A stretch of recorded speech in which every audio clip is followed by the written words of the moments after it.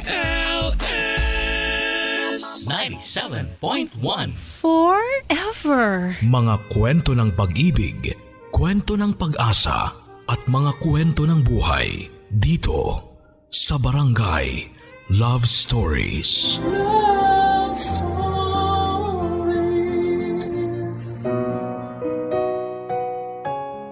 Ang kasalanan ay kayang pagtakpan ng kasinungalingan. Pero tandaan mo rin na may kasabihan tayo na walang lihim ang hindi nabubunyag. Ikaw, nagawa mo na bang ibintang sa iba ang kasalanan mo? Dear Papa Dudut, may oras sa buhay natin na kapag nakakagawa tayo ng isang pagkakamali, ay gusto nating pagtakpan yon para hindi tayo mapahamak. At sa takot natin na mabuko sa ginawa nating pagkakamali, ay maghahanap tayo ng ibang tao na pwedeng pagbuntungan nito. Isang magandang araw sa inyo, Papa Dudut, at sa lahat ng mga kabarangay na nakikinig ngayon. Tawagin niyo na lamang po ako sa pangalang Clara, 38 years old at isang housewife at nakatira ngayon dito sa Malabon. Matagal niyo na po akong listener, Papa Dudut. Sa umaga, sa tanghali at sa gabi ay wala po talagang lipatan. Solid kaming Barangay LS dito sa amin. At ang Barangay Love Stories ang pinaka-paborito kong programa sa lahat. Dahil sa ganda ng mga kwento ng inyong mga letter sender at sa galing na rin ng inyong mga aktor at sa inyong pagbabasa. Naiiyak talaga ako tuwing tanghali. Papa Dudut, matagal ko na rin pong gustong magpadala ng sulat ko. Pero ilang ulit ko po muna itong pinag-isipan. Dahil isa ito sa masasabi ko na hindi magandang parte ng buhay ko. Kaya naman ngayon pa lamang po ay sasabihin ko na marami akong binago na pangalan at lugar sa ibabahagi kong kwento. Para na rin sana maitago at maproteksyonan ang aking sarili at pamilya. Medyo maselan at sensitibo po kasi ang kwentong ibabahagi ko sa araw na ito. Pero ang lahat po ng mga pangyayari sa sulat ko na inyong mababasa ay totoong nangyari sa buhay ko.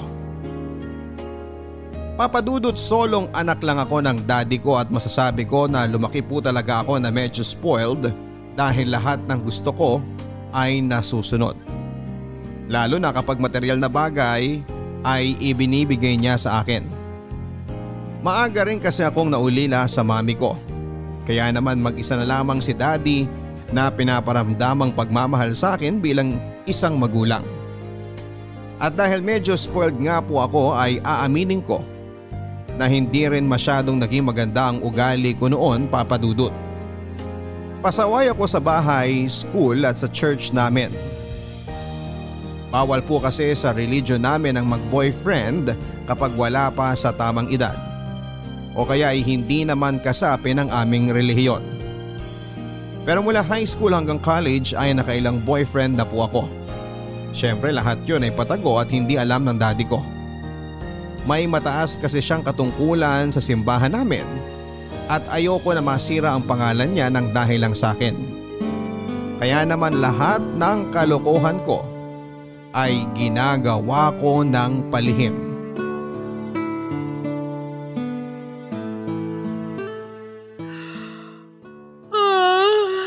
Nakakaantok naman. Uy Clara, bakit nandito ka pa sa simbahan? Hinihintay ko pa kasi si Daddy. Kinakausap pa siya ni na pastor sa opisina. Nako, mukhang matagal pa yan. Oo nga eh. Naiinip na nga ako. Ikaw, bakit pala nandito ka pa rin? Kami kasi yung naka-assign ngayon sa pagbabalot ng mga pagkain at damit na idodonate doon sa churchmates natin na nasunugan. Inaantok na rin ako doon sa loob kaya tumakas muna ako. Parehas pala tayo eh. Nakakatamad naman kasi talaga dito sa simbahan natin. Wala man lang pogi para bigyan tayo ng inspirasyon para sipagin na umattend ng mga church service. Speaking of pogi, hindi mo pa siguro nakikilala si Nelson. Nelson? Sino yun? Bago lang yun dito sa church natin, pero matagal na siyang kasapi ng relihiyon natin. Galing kasi silang mag-ina sa probinsya at kalilipat lang dito sa lugar natin. Okay, so anong meron sa kanya? Kasi 'di ba naghahanap ka ng pogi dito sa church? Naku, Clara, pag nakita mo yung si Nelson, sisipagin ka ng umattend lagi ng mga service natin. Talaga lang ha? Baka mamaya mukhang paalang yung Nelson na yan. Uy, Lori! Nandiyan ka lang pala. Kanina ka pa hinahanap dun sa stockroom ni na tita kasi bigla ka raw nawala. Ano kasi? Eto kasing si Clara may tinatanong tungkol sa isang subject nila sa school. Sabi ko nga i-email na lang niya sa akin mamaya. Oo nga pala Clara, ito si Nelson, yung bagong churchmate natin dito. Nelson, si Clara, best friend ko. Nice to meet you, Clara.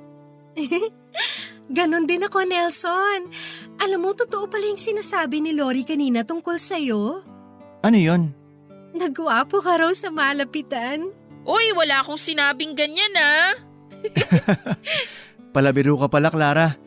Sige na, babalik na ako sa stockroom. Lori, sumunod ka rin doon ha? Oo, pakisabi kina tita na pabalik na rin ako. Makakarating. Balik muna ako doon. Bye. Grabe, Lori! Ang gwapo pala talaga ng Nelson na yun. Sabi ko naman sa'yo Kaya lang medyo suplado yan kasi solong anak lang. Tapos sila lang ng nanay niyang magkasama. Ang alam ko pa, working student siya. Tapos active pa dito sa mga service at activity ng church natin.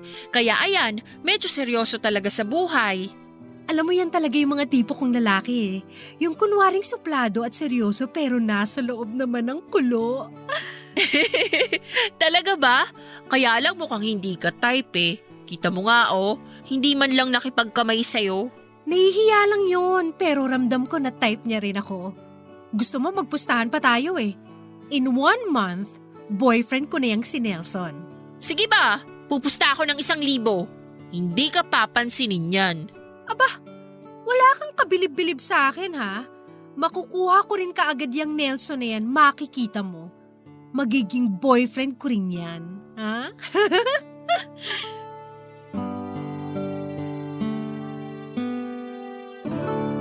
Papadudot mahilig talaga ako sa gwapo. Lalo na yung maganda ang mga mata. At ang pinaka gusto ko sa lalaki bukod sa itsura ay ang pagiging suplado nila at medyo seryoso sa buhay. Hindi naman kasi sa pagyayabang papadudot pero masasabi ko na isa akong babae na sinuwerteng makakuha ng magandang mukha at pangangatawan. Matangos ang ilong ko. Bilugan ang mga mata. Maganda ang ngipin at makinis ang kutis ko. May ilang beses na rin akong sumali sa mga beauty pageant noon at madalas naman akong nananalo. Kaya mataas ang confidence at paniniwala ko na maganda talaga ako physically. At nagiging challenge talaga para sa akin kapag may isang lalaki na hindi ako pinapansin. At tama po si Lori, papadudot. Nang makilala ko noon si Nelson ay naramdaman ko na parang hindi siya masyadong attracted sa akin. Kaya naman lalo ko siyang nagustuhan. Yung itsura niya kasi talaga ang type na type ko. Matangkad, medyo matipuno ang pangangatawan at maayos din kung manamit siya. Idagdag pa na matangos din ang ilong niya at maganda talaga ang mga mata niya. Kaya naman gustong gusto ko talaga na siya ang maging boyfriend ko noon. Hindi lang dahil sa pustahan namin ni Lori. Kung hindi dahil parang na love at first sight ako kay Nelson ng araw na yon.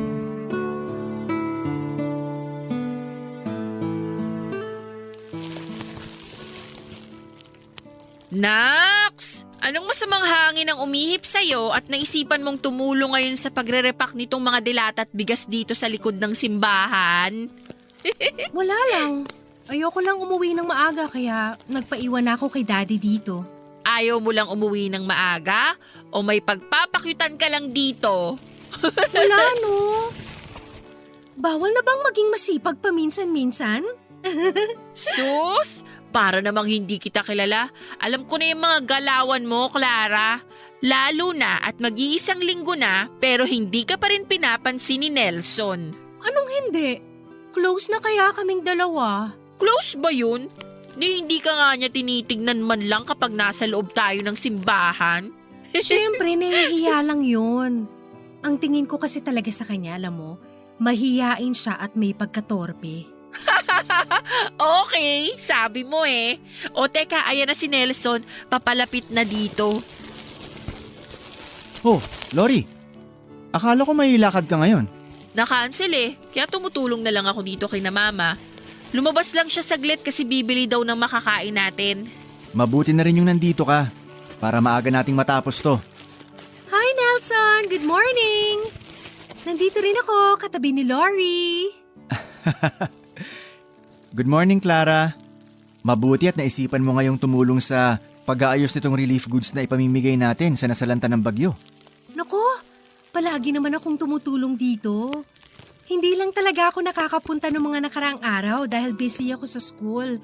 Pero madalas talaga ako dito, lalo na't kasama sa mga nag-aayos ng lahat ng to ang daddy ko. Oo nga eh. Narinig ko na isa raw siya sa may idea na gawin ang pamimigay ng relief goods na to. Yung daddy ko kasi, palaging may magandang plano para sa ikabubuti ng kapwa natin. Kahit nga hindi nating member dito sa simbahan, palagi pa rin niyang tinutulungan eh. Maawain kasi yun. Siya nga rin ang palaging kinakausap ni Pastor at kinukuhanan ng idea kung paano pa tayo pwedeng makatulong sa ibang tao. Sa tingin ko nga, sa kanya ko rin naman ang kabaitan at kasipagan ko. Ang sabi kasi niya, mataray daw ang mommy ko nung nabubuhay pa siya. Eh hindi naman ako mataray at suplada, kaya siguro lahat ng lambing at pait ko sa katawan, kay daddy ko talaga nakuha. Clara, excuse me lang ha. May gagawin lang muna ako sa labas. Naalala ko kasi na may nakita akong mga kahon doon na walang laman. Aayusin ko muna since nandito naman na kayo at nagre-repack ng mga delata. Sige. Pero bumalik ka kaagad ha. Oo, kapag natapos ko kaagad yon. O siya, labas muna ako ha.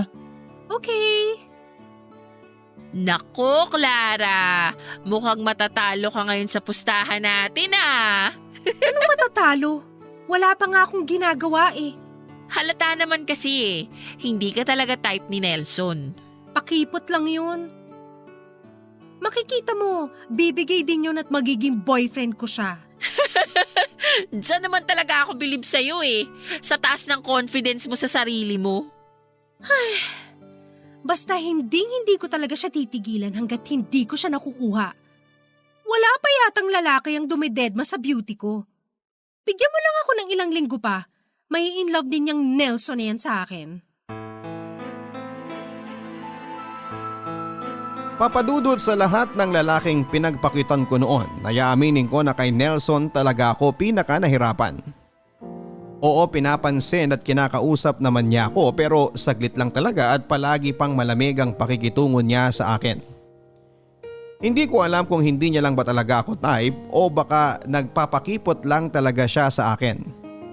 Kaya naman umeffort talaga ako para mapansin niya. Kung noon ay isang beses sa isang linggo lang kung pumunta ako sa simbahan namin. Naging madalas na po yun mula na nga nang makilala ko si Nelson. Tumutulong ako sa ibang gawain ng church namin kagaya ng community service at pagpunta sa mga bahay ng iba naming churchmates para sa mga munting pagtitipon.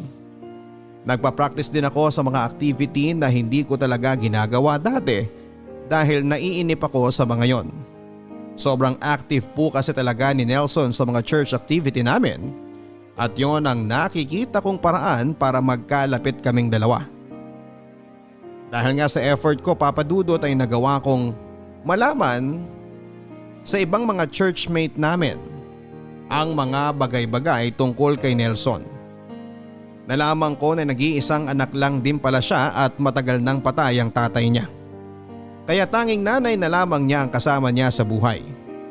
Nalaman ko rin na masipag pala talagang tao si Nelson dahil bukod sa mga church activity, pag-aaral at pagtatrabaho ay siya lang din ang nag-aalaga sa nanay niya na medyo mahina na dahil sa sakit nito sa kidney. Doon ako lalong humanga sa kanya, papadudot. At doon ko rin naramdaman na gusto ko talaga siyang maging boyfriend. Ako pa naman yung tipo ng babae na hindi susuko hanggat hindi ko nakukuha ang gusto ko, mapabagay man o tao. Papadudot, ilang 3 linggo na noon ang nakalipas mula nang makilala ko si Nelson, pero wala pa ring pagbabago sa closeness naming dalawa. Medyo malamig pa rin ang pakikitungo niya sa akin at hindi pa rin siya gaanong kasweet kapag nag-uusap kami.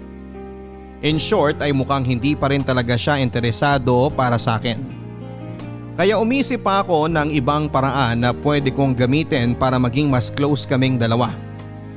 Isa sa mga bagay na nalaman ko tungkol sa kanya ay ang pagiging mahilig niya sa music at sa mga bata. Kaya naman sinabi ko kay Nelson, Papadudot, na magkakaroon kami ng mini event sa bahay namin para sa mga batang lumaki sa bahay ampunan. Nakita ko ang tuwa at excitement sa mga mata ni Nelson, lalo na nang itanong ko sa kanya kung pwede ba siyang tumugtog at kumanta sa event na yon. Hindi naman niya tinanggihan ang invitation ko, Papadudot. Nag-thank you pa siya kasi matagal na raw siyang hindi nakakatugtog sa isang event. Sobrang excited na raw niya at sana daw ay mapasaya niya ang mga bata. Ang hindi niya alam, Papadudot, ako naman ang nananalangin noon na sana ay mapasaya niya ako kapag nasolo ko na siya sa bahay namin. Araw pa naman ang Sabado yon at buong araw nawala si Daddy sa bahay dahil may lalakarin siya sa trabaho niya. Kaya ang naisip ko noon ay buong araw ko rin na masusolo si Nelson sa loob ng bahay namin. Nako, Clara, mag-ingat ka dyan sa kalokohan mo ah. Alam mo naman na bawal sa church natin na may makitang magkasama na lalaki at babae sa loob ng isang bahay na walang ibang kasamang magulang. Oo, sinisigurado ko rin naman na kapag ganitong oras, busy ang mga kapitbahay namin kaya walang pwedeng gumawa ng chismis sa amin ni Nelson. Naku Lori, nandito na pala si Nelson. Nakita ko rito sa may bintana namin na siyang nagbukas ng gate. Tawagan na lang kita mamaya. Bye! O sige, good luck sa'yo. Bye! Clara? Tao po. Oh Nelson, ikaw na pala yan. Kanina pa kita hinihintay eh. Sorry ha. Sinamahan ko kasi muna si nanay sa treatment niya bago ako bumiyahe papunta dito. Ayos lang. Lika, pasok ka. Wala pa pala ang mga bata dito sa bahay niyo? Akala ko bago magtanghalian magsisimula ang event. Papunta na sila. Medyo malilate lang din.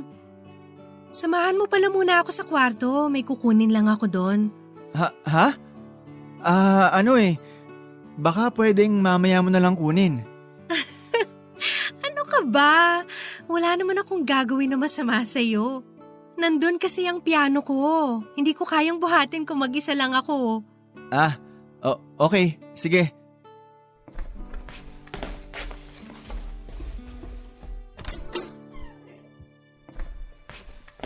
Ang laki pala ng kwarto mo. Saan ba dito nakalagay ang piano mo? Bakit sinarado mo yung pinto? Clara, sandali lang. Itigil mo nga yung paghalik mo sa akin. Ikaw naman, Nelson. Napakapakipot mo. Hayaan mo na nga lang ako sa ginagawa ko. Alam mo, lalabas na ako. At mabuti pa siguro kung umalis na rin ako dahil parang wala namang event na mangyayari dito sa bahay niyo eh. Eh di tayo na lang ang gumawa ng event dito sa kwarto ko. Clara, sandali nga. Pwede bang itigil mo na yung ginagawa mo sa akin? Mali to eh. Clara, nasan ka? Nakapag-almusal ka na ba? May dala akong pagkain dito. Si Daddy? Hindi pwede to. Dapat mamaya pa siya uwi ah. Yan na nga ba sinasabi ko eh. Lalabas na ako ng kwarto mo at sasabihin ko sa kanya lahat ng kalokohan mo na to. Hindi! Hindi ka lalabas! Nelson, tama na! Ayoko sabi! Bitawan mo ako! Clara, ano ba yung sinasabi mo? Bakit pinupulit mo yung damit mo?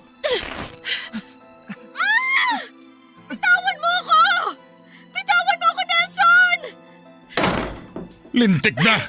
Anong ginagawa mo sa anak ko? Sir, wala po akong ginawa na kahit ano kay Clara. Magpapaliwanag po ako.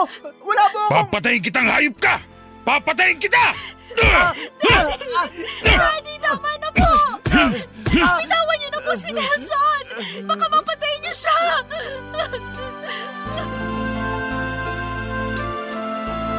Papadudod sa sobrang takot ko po na mahuli kami ni Daddy at malaman niya ang tungkol sa kalokohan na gusto kong gawin kay Nelson ng araw na yon, ay bigla na lamang po akong nagsisigaw at sinira ang suot kong damit upang palabasin na may ginawang masama sa akin si Nelson. Kaya nang pumasok si Daddy at makita niya na nasa sahig na ako ng kwarto at sira-sira ang damit ko, ay agad niyang sinugod si Nelson, Papadudot, at halos mabugbog niya ito. Mabuti na lamang po at may pumasok na kapitbahay namin at kaagad na napahinto si Daddy sa ginagawa niyang pananakit kay Nelson. Papadudot, bawal po kasi talaga sa relihiyon namin ang makita na magkasama ang isang babae at lalaki sa isang kwarto, lalo na kung hindi pa sila kasal. At malaking kahihiyan kapag nalaman ng tao na ako mismo ang nagpapunta kay Nelson sa bahay namin. Kaya naman nawala na po talaga ako sa maayos na pag-iisip ng mga oras na yon at gumawa na lamang ako ng kwento. Medyo mahigpit din po ang relihiyon namin sa mga ganitong klase ng pangyayari. Hindi namin ito basta-basta pinapaalam sa pulis o iba pang mga kinakaukulan. Kaya ang ginawa po ng kapitbahay na kasapi din namin sa aming relihiyon ay tumawag sa ibang kasamahan namin sa simbahan upang sunduin kami. Iyak po ako ng iyak ng mga oras na yon, Papadudot. Hindi dahil sa takot kung hindi dahil sa guilty at kahihiyan sa mga nangyari. Nakita ko kasi ang mukha ni Nelson na may bahid ng dugo at malaking pasa dahil sa mga suntok ni Daddy. Nakita ko ang galit sa mga mata niya sa talas ng tingin niya sa akin. Alam ko, Papadudot, at ramdam ko na galit siya sa akin ng mga oras na yon. Lalo na nang magkaharap-harap kami sa opisina ng pastor ng aming simbahan.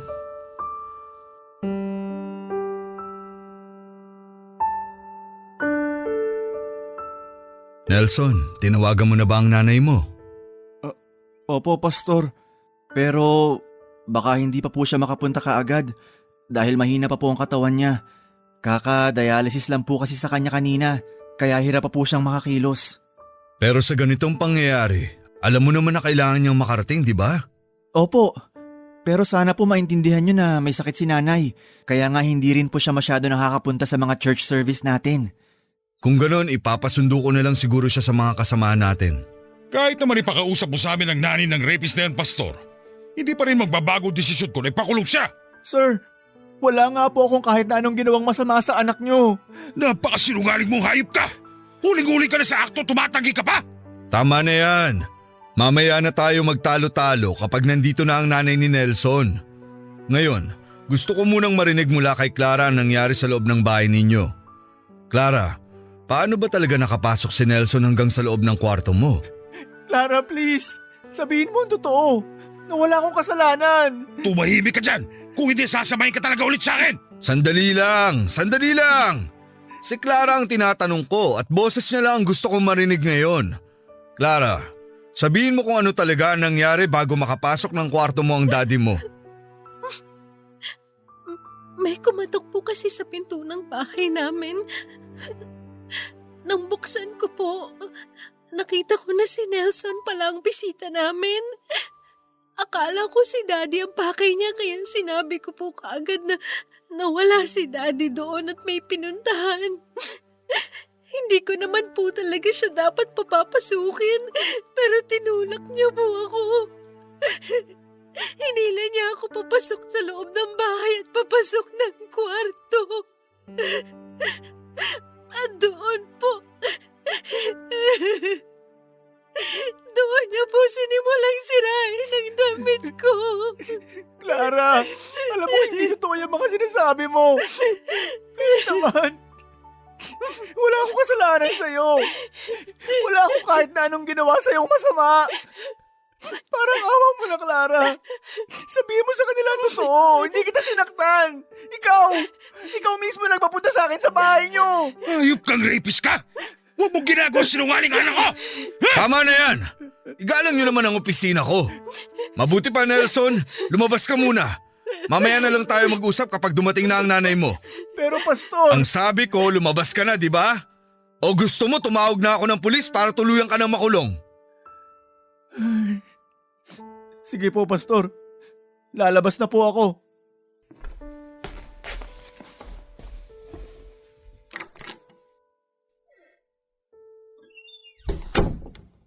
Ngayong wala na si Nelson, tatanungin ulit kita, Clara. Totoo ba ang lahat ng mga sinabi mo? Opo, Pastor. Totoo po ang lahat ng sinabi ko. Pinagtangkaan po talaga ako ng masama ni Nelson. Matagal mo na bang alam na may pagtingin siya sa'yo? Dati ko pa po nararamdaman na may gusto siya sa akin. Pero iniiwasan ko lang po siya. Hindi ko nga po alam kung paano niya nalaman ang address ng bahay namin. Kaya nagulat po talaga ako nung mapagbuksan ko siya ng pinto kanina. Hindi ko talaga palalampasin ang pangyayaring ito. Idedemanda ko ang Nelson na yan. Sisiguraduhin ko na mabubulok yan sa bilangguan. Kahit ikamatay pa ng nanay niya. Baka naman pwedeng pag-usapan na lang natin to. Malaking kahihiyan at iskandalo to sa reliyon natin. Maaari naman silang bigyan ng parusa ng simbahan natin. Sila? Sino pong sila, Pastor? Si Nelson at ang nanay niya. Anumang kasalanan ang nagawa ng anak ay pananagutan din ng magulang dahil sa kanilang kapabayaan. Kaya sa mga ganitong klase ng pagkakasala, dapat na dalawa silang maparusahan. Papa Dudut, pinangatawanan ko na talaga ang kwento ko na pinagtangkaan ako ng masama ni Nelson sa sariling bahay ko. Sobrang nakaka-guilty lalo na sa part na nalaman kong hindi lang si Nelson ang pwedeng maparusahan ng simbahan namin kung hindi pati na rin ang nanay niya. Pwede silang mapatalsik sa aming relihiyon o sa lugar namin. Ang parusa ay nakadepende sa mga taong may mataas na katungkulan sa simbahan namin. Pero ganun pa man ay nagsampa pa rin ang kasong attempted rape si Daddy kay Nelson. Kaagad pong nadakip si Nelson at nakulong. At habang nasa presinto kami, Papa Dudut, ay nakilala ko ang nanay ni Nelson. Payat na payat ito at halata sa kanya na mahina nga ang kanyang katawan kagaya ng sinasabi ni Nelson kay Pastor. Nakiusap siya sa amin ni Daddy na iatras namin ang demanda. Umiyak at nagbakaawa ang nanay ni Nelson habang paulit-ulit na sinasabi na hindi masamang tao si Nelson. Alam ko naman yon, Papa Dudut. Sa maikling panahon na nagkakilala kami noon ni Nelson, ay naramdaman ko na may mabuti siyang puso. Pero hindi ko kakayanin ang kahihiyan na pwede kong harapin at ang masira ang pangalan ni Daddy sa oras na aminin ko sa kanila ang katotohanan. Kaya naman nangako ako noon sa sarili ko na walang ibang makakaalam na kasinungalingan lang ang lahat ng sinasabi ko sa kanila. Papa Dudut, mabilis na kumalat sa simbahan namin ang nangyari sa bahay. Nagkaroon din ito ng iba't ibang version ng kwento. Na matagal ko na raw palang stalker si Nelson at napansin daw nila na palagi itong nakatingin sa akin sa mga church service namin. Na siguro daw ay may lahing baliw sina Nelson kaya niya nagawa ang pagtangkaan ako ng masama. Karma daw ang nangyari sa pagkakakulong kay Nelson dahil masamang babae daw ang nanay niya. At marami pa akong iba't ibang version na narinig, Papa Dudut. At halos lahat ng yon ay puro kasiraan kay Nelson. Dahil matagal na nga kami sa lugar namin at kilala si Daddy na may mataas na katungkulan sa simbahan, ay mas pinaniwalaan nila ang kwento ko. Wala ako halos narinig na kumampi kay Nelson. Lahat sila ay galit na galit din kay Nelson na parabang sa kanila ito may ginawang kasalanan. Inayaan ko lang ang lahat ng mga naririnig ko. Wala na akong ibang sinabi sa kanila, Papa Dudut, kagaya ng payo ng pastor namin. Hindi ko na rin tinama pa ang iba't ibang version ng kwento na alam nila. Dahil ang mahalaga para sa akin ng mga oras na yon ay manatiling malinis ang pangalan namin ni Daddy sa simbahan namin. Uy Clara, buti naman nakapunta ka dito sa church natin. Oo nga eh. Hindi rin muna kasi ako pinapalabas ni Daddy ng bahay namin. Hindi nga rin muna niya ako pinapapasok sa school. Ganun ba? Ang tagal din nating hindi nakapag-usap eh. Pero kumusta ka na? Mas maayos na kaysa nung nakaraang mga araw. Mabuti naman kung ganun. Pero Clara, totoo ba yung nangyari? Hindi ko na kasi alam kung ano yung totoo sa mga kwento na naririnig ko eh. Ang daming version eh. Pero alam mo, nagigilty ako kasi dapat talaga hindi ko na pinakilala sa'yo si Nelson. Kung alam ko lang na may pagkamanyakis pala yung lalaking yun, hindi na ako nakipagpustahan sa'yo. Hindi naman kasi halata sa kanya na masamang tao siya eh. Uy, ba't ka umiiyak? Nahihirapan pa rin kasi ako hanggang ngayon eh. Pakiramdam ko, gabi-gabi akong pinabangungot ng dahil sa nangyari sa bahay. Sorry, hindi ko na siguro dapat tinanong pa. Alam ko naman na mahirap talaga sa iyo yung nangyari. Na-trauma ka sa ginawa ni Nelson sa'yo. Hayop pala yung lalaki na yun, napakamanyak. Mabuti na lang talaga't nakulong na siya.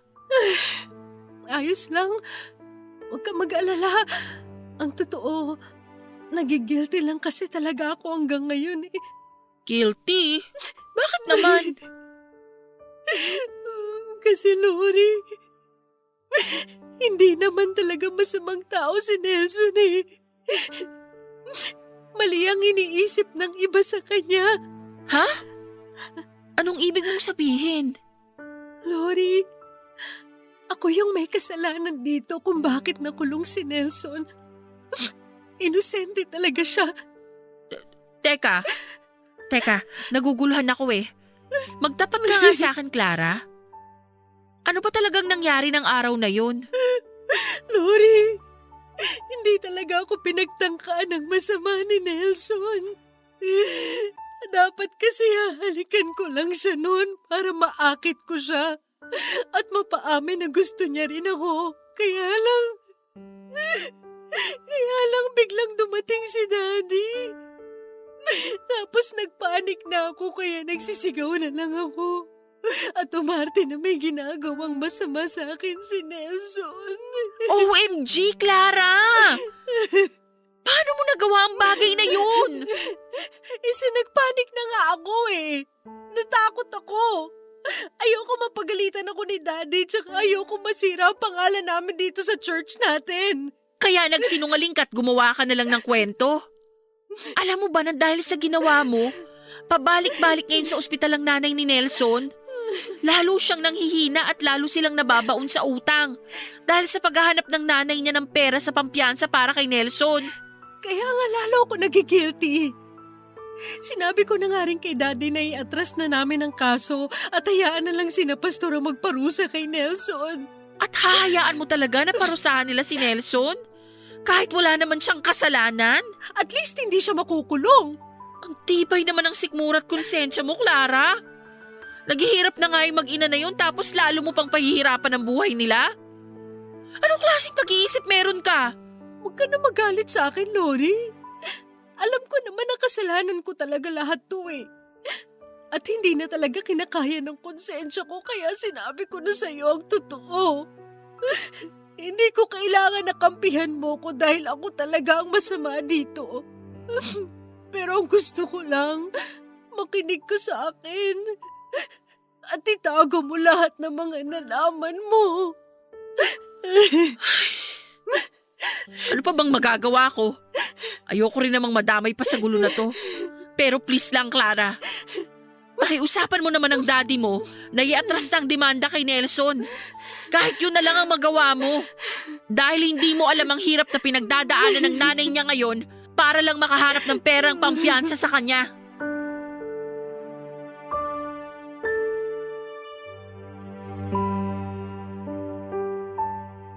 Papadudot, may konsensya naman po ako kahit papaano. Kaya nga po gabi-gabi akong hindi nakakatulog noon dahil sa nangyaring yon. Gabi-gabi rin po akong umiiyak dahil hindi ko maitama ang mali ko. Hindi ko magawang sabihin sa lahat ang totoong nangyari. Pero pinipilit ko pa rin na pigilan ang sarili ko na aminin ang katotohanan. Ang nasa isip ko kasi noon, Papa Dudut, alam ko na makukonvince naman ni na pastor at iba pa naming churchmate si Daddy na iatras ang demanda. Ayaw talaga kasi ng gulo o iskandalo ng relihiyon namin. Anumang hindi pagkakaunawaan, sakitan o masamang pangyayari, krimen man o hindi, hanggat maaari ay inaayos ng mga pastor sa amin o kung sino mang may mataas na katungkulan sa simbahan. Pagkakasunduin ang dalawang involved sa gulo at paparusahan nila ang dapat na parusahan. Hanggang sa makalimutan na nga ng lahat ang pangyayaring yon. Ganon po ang gusto ko na mangyari, Papa Dudut. Na iatras na ni Daddy ang demanda kay Nelson at hayaan na lamang ang simbahan na magparusa sa kanya sa kasalanan na hindi niya ginawa. Sigurado naman kasi ako na hindi kasing bigat ng parusa sa bilangguan ang ibibigay na parusa ng simbahan namin kay Nelson at sa nanay niya. Alam ko na inosente talaga siya pero hindi ko kaya na sirain ang pangalan ko para lamang malinis ang pangalan niya. Kaya eto lang ang tanging paraan na nakikita ko noon para matulungan siya. Ang i-convince si Daddy na iatras na namin ang demanda laban kay Nelson. Kahit papaano rin, Papa Dudut, ay nakahinga na nga ako ng magaan. Noong nalaman ko na pansamantalang nakalaya si Nelson dahil sa piyansa na ibinayad ng nanay niya.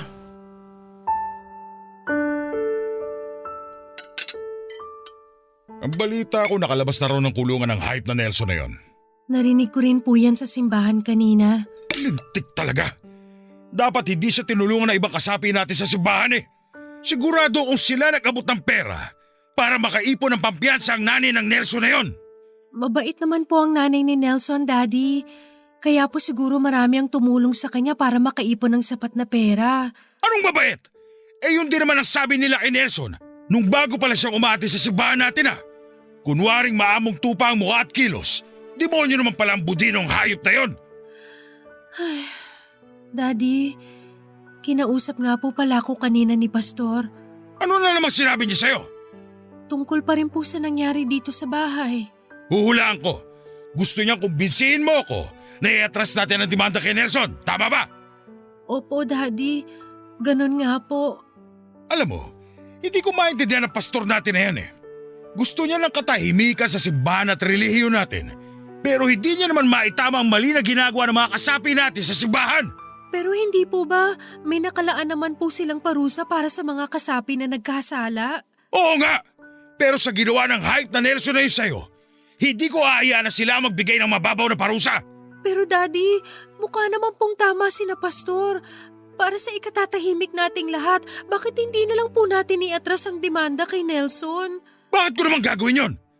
Parang sinabi mo na rin na hayaan ko na lang siya nasaktan at gawin ka na masama. Ikaw pa na nag-iisang anak ko? Kaya kahit ilang pastor pa ako mausap sa akin, hindi na magbabago ang desisyon ko, Clara. Dahil gusto kong makitang nabubulok sa bilangguan ng hype na Nelson na yon. Daddy, ako na po yung nakikiusap. Iatras na lang po natin ang demanda sa kanya.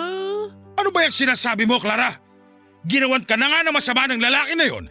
Tapos ang gusto mo pa, hayaan natin siyang makalaya na lang at muli magpasarap sa buhay niya. Eh kung gawin niya ulit yun sa ibang babae. Mabuting tao po si Nelson. Kung mabuting tao siya, hindi kanya pagtatangkaan na masama. Hindi niya naman po talaga ako pinagtangkaan ng kahit na ano. Wala po siyang ginawa na kahit anong masama sa akin. Teka nga, linawin mo nga yung sinasabi mo, Clara. Daddy, nagsinungaling po ako sa inyo. Lahat po ng sinabi ko na nangyari, gawa-gawa ko lang. Hindi totoong pinagtangkaan kanyang pagsamantalahan dito sa loob ng pamamahay natin? Oo po. Ako po talaga nagpapunta sa kanya dito. Tapos bigla po kayong dumating. Nataranta po ako at natakot. Kaya po sumigaw na lang ako at nagpanggap na ginagawa ng masama ni Nelson. Daddy, wala po talagang kasalanan si Nelson. Inosente po siya.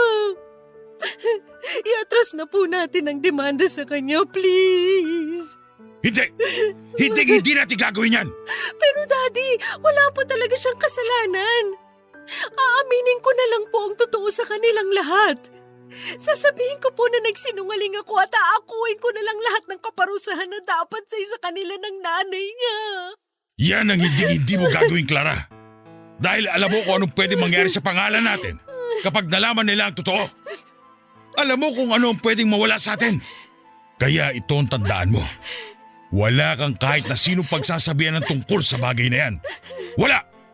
Dahil kapag lumabas ang totoo, itatakwil talaga kita bilang anak ko.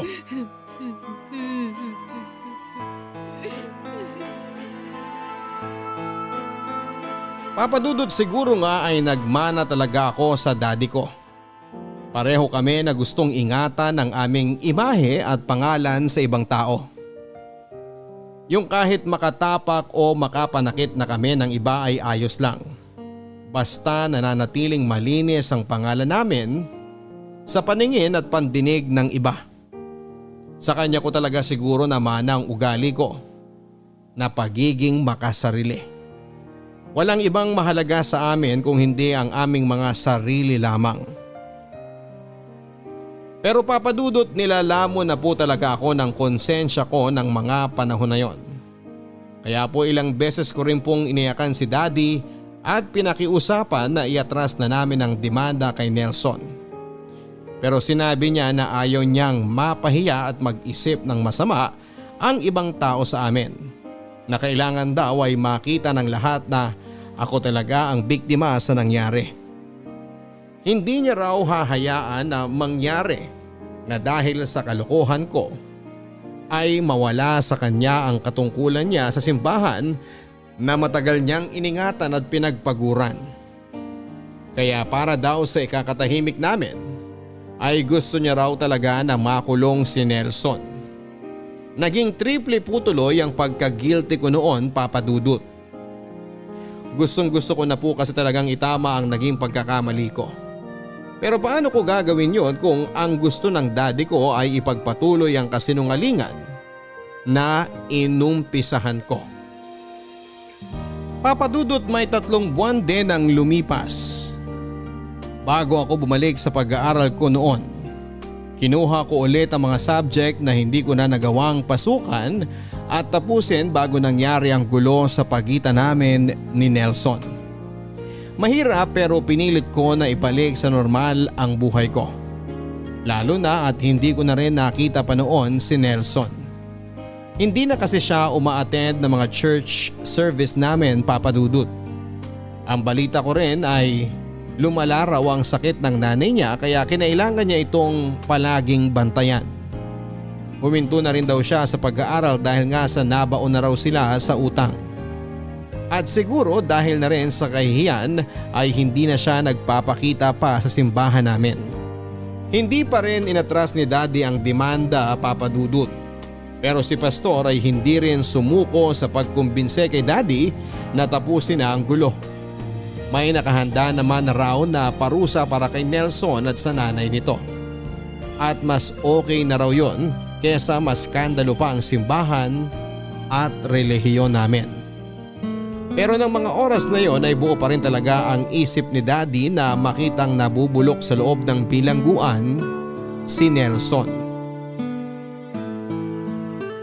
Naku Clara, hindi pala ako makakasabay sa iyo umuwi. May practice pa kasi kami ng sayaw para sa isang subject namin eh. Sorry ha. Ay, ano pa bang magagawa ko? Hindi naman kita pwedeng kalad ka rin para sumabay sa akin. O siya, mauna na akong umuwi. Maglalakad na lang ako papunta doon sa may sakay ng tricycle. O sige, babalik na rin ako sa gym. Ingat ka. Ingat ka rin mamaya. Bye! Clara, sandali. Nelson, anong ginagawa mo dito? Gusto lang kita makausap kahit saglit lang. Pero alam mo naman na hindi tayo pwede mag-usap kung di natin kaharap sina Pastor, di ba? At alam ko rin na hindi ka magsasabi ng totoo kapag kaharap natin sila. Lalaki lang kasi ang gulo na to kapag nalaman nila na nagkita tayo ng walang ibang kasamang tao. Kaya please, umalis ka na lang, Nelson. Sino ba nag-umpisa ng gulo na to? Hindi ba ikaw naman, Clara? Nelson, I'm sorry. Sorry? Para saan? Para sa mga kasinungalingan na inimbento at pinagkalat mo? Clara! Hindi mo alam kung paano mo sinira ang buhay ko! Nelson, nasasaktan ako. Bitawan mo braso ko, aray. Alam mo ba kung ano ginawa nila sa akin sa bilangguan? Ha? Pinugbog nila ako dun sa loob. Maraming beses at paulit-ulit. Dahil ang sabi nila, masamang tao raw ako. At ang masasamang tao raw na kagaya ko, hindi na dapat binubuhay sa mundong ito. Pero Clara, wala akong kasalanan. Inosente ako. At ikaw mas nakakaalam nun. Hindi ko naman sinasadya talaga eh. Nagpanik lang ako nung dumating si Daddy sa bahay. Kung hindi mo sinasadya, bakit hindi mo binawi ang lahat ng kasinungalingan na sinabi mo? Dahil natakot na ako. Natakot ako sa sasabihin ng ibang tao sa amin, lalo na sa akin.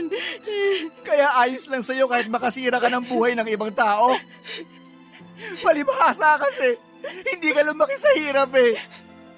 Hindi mo alam kung anong hirap ang pinagdaanan ko mula ng bata pa ako.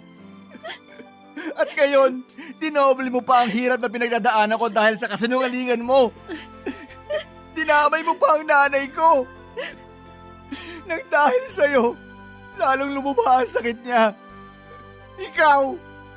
Ikaw, Clara, ang puno-dulo ng pagkasira ng buhay ko! Nelson, please. Please, nasasaktan na talaga ako. Bitawan mo na ang braso ko, aray. Tinakwil kami ng halos lahat ng kamag-anak namin. Tinakwil kami kahit ng mga dati naming kaibigan. Ilang beses na lumuhod at nagmakaawa ang nanay ko sa kung kani-kaninong tao para lang makahiram siya ng pampiyansa sa akin. Ilang mura at sigaw ang tinanggap niya para lang makakuha siya ng pera. Clara, wala naman kaming kasalanan sa'yo eh. Wala akong kahit na anong naging kasalanan sa'yo. Pero bakit?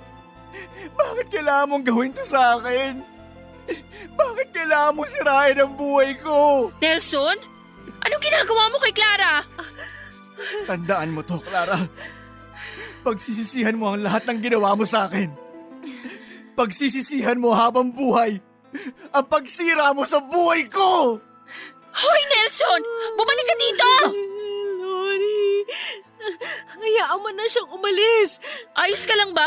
Gusto mo bang tawagan ko ang daddy mo? Wag na please. Ayoko malaman niyang tungkol dito. Ayoko mas maging magulo ang lahat. Hindi naman ako sinaktan ni Nelson eh. Ay, sige, ikaw ang bahala. Halika, aalalayan na kitang tumayo. Pero kaya mo bang maglakad? Oo, kaya ko. Kaya ko. Salamat, Lori.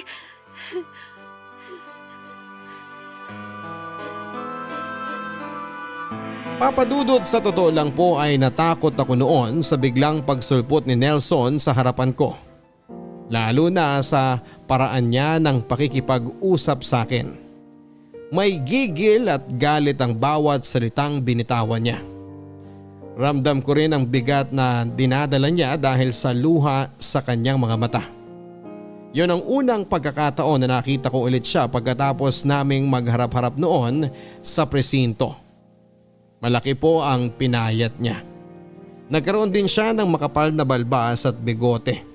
Halos lumampas na rin sa may batok niya ang makapal niyang buhok at halata sa lalim ng eyebags niya na ilang araw na siyang hindi nakakatulog ng maayos. Malayong malayo na po ang itsura niya sa gwapong Nelson na nakilala ko dati. At alam ko na lahat ng yon ay dahil sa akin. Nang makauwi po ako ng bahay ay hindi ko sinabi kay Daddy ang tungkol sa ginawa sa akin ni Nelson Papadudut. Pinakiusapan ko rin po si Lori na sana ay wala na siyang ibang pagsabihan para hindi na rin lalo pang maiskandalo si Nelson. Sa ginawa niya kasing yon ay alam ko na siya lang din ang mas mapapahamak. Kaya pinilit ko na lamang ang sarili ko na pakalmahin at itago ang lahat. Bakit parang ang daming tao ngayon sa labas ng simbahan? Oo nga po, Daddy. Napansin ko rin po yun kahit kanina nung nagpark tayo ng sasakyan sa labas. Wala namang espesyal na okasyon ngayon. Tsaka masyado pang maaga para sa service ni Pastor. Baka po merong may birthday kaya parang may okasyon ngayon. O siya, sige, maiwan muna kita dito. Pupuntahan ko lang muna si Pastor sa opisina niya, ha? Sige po, dito ko na lang po kayo hihintay na makabalik. Nasaan kaya si Lori? Nakita ko na ang mama niya sa labas kanina eh. Bakit hindi ko pa rin siya nakikita dito hanggang ngayon? Clara, nandito ka na pala sa simbahan. Medyo kararating lang din. Saan ka pala galing? Nakita ko na kasi ang mama mo sa labas kaya akala ko makikita kagad kita. May inayos lang akong gamit sa stockroom. Ah, okay. Lori, bakit pala parang ang daming tao ngayon dito sa simbahan? Akala ko meron lang may birthday pero parang hindi naman kasi ang seseryoso ng mukha ng mga churchmate natin. Clara, hindi mo pa ba alam ang nangyari? Magtatanong ba ako kung alam ko na? Ano ba kasi yun? Ano kasi? May nangyaring hindi maganda sa bahay ni na Nelson kaninang umaga. Ha? Ano yun? Sabihin mo sa akin, Lori. Ay, namatay na kasi yung nanay ni Nelson kahapon. Tapos kaninang umaga, nakita naman siya ng pinsan niya sa bahay na walang malay. Clara, huwag ka masyadong mabibigla sa susunod kong sasabihin sa'yo ha. Pwede bang sabihin mo na lang sa akin ang lahat ng nalalaman mo, hindi yung pinapakaba mo pa ako ng ganito? Clara, si Nelson kasi, nagtangka siyang magpakamatay. Nang makita siya ng pinsan niya sa loob ng bahay nila, may katabi siyang bote ng muriatic acid. Yun ang ininom niya para subukan na tapusin ang buhay niya. Ano? Lori, sigurado ka ba dyan sa mga sinabi mo? Oo, kasi yun ang kanina pang usap-usapan dito sa simbahan.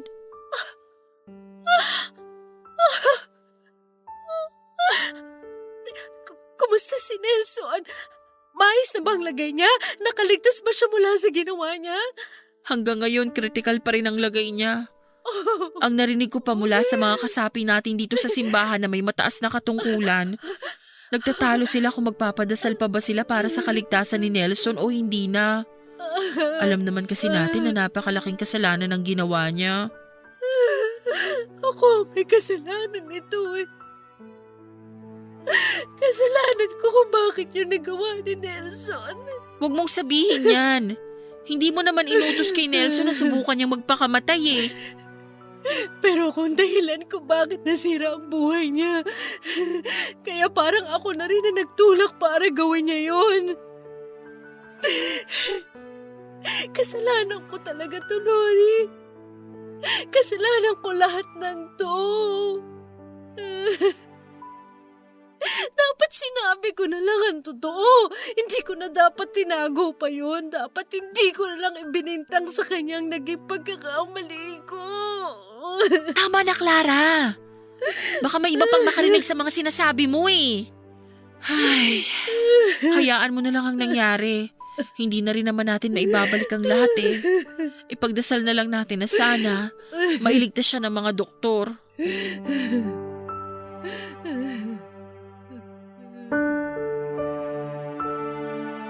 Papadudot, bago po ako mapahaguluhol sa loob ng aming simbahan ay nag-decide na akong umuwi na lamang. Pinasabi ko kay Lori na sabihin kay Daddy na nauna na akong umuwi. At nang makarating ako sa bahay ay hindi ko na po talaga napigilan pa ang sarili ko na umiyak ng umiyak. Hindi ako makapaniwala na ang simpleng tuksuhan at pustahan namin ni Lori ay pwedeng makasira ng isang buhay. Naisip ko noon na dapat ay hindi ko na lang sinama sa trip ko si Nelson. Na dapat ay hindi na lang ako nagsinungaling at gumawa ng kwento. At dapat ay hindi ko na lang siya pinahamak. Nang makauwi naman ng bahay si Daddy ay nalaman ko na ligtas na ang buhay ni Nelson, Papadudot. Halos maiyak ako sa tuwa nang marinig ko yon. Pagkalipas lang ng ilang araw ay binalita naman sa akin ni Lori ang naging kalagayan pa ni Nelson. Nagkaroon daw siya ng komplikasyon dahil sa ginawa niya. Nasunog ang lalamunan niya dahil sa ininom niyang muriatic acid.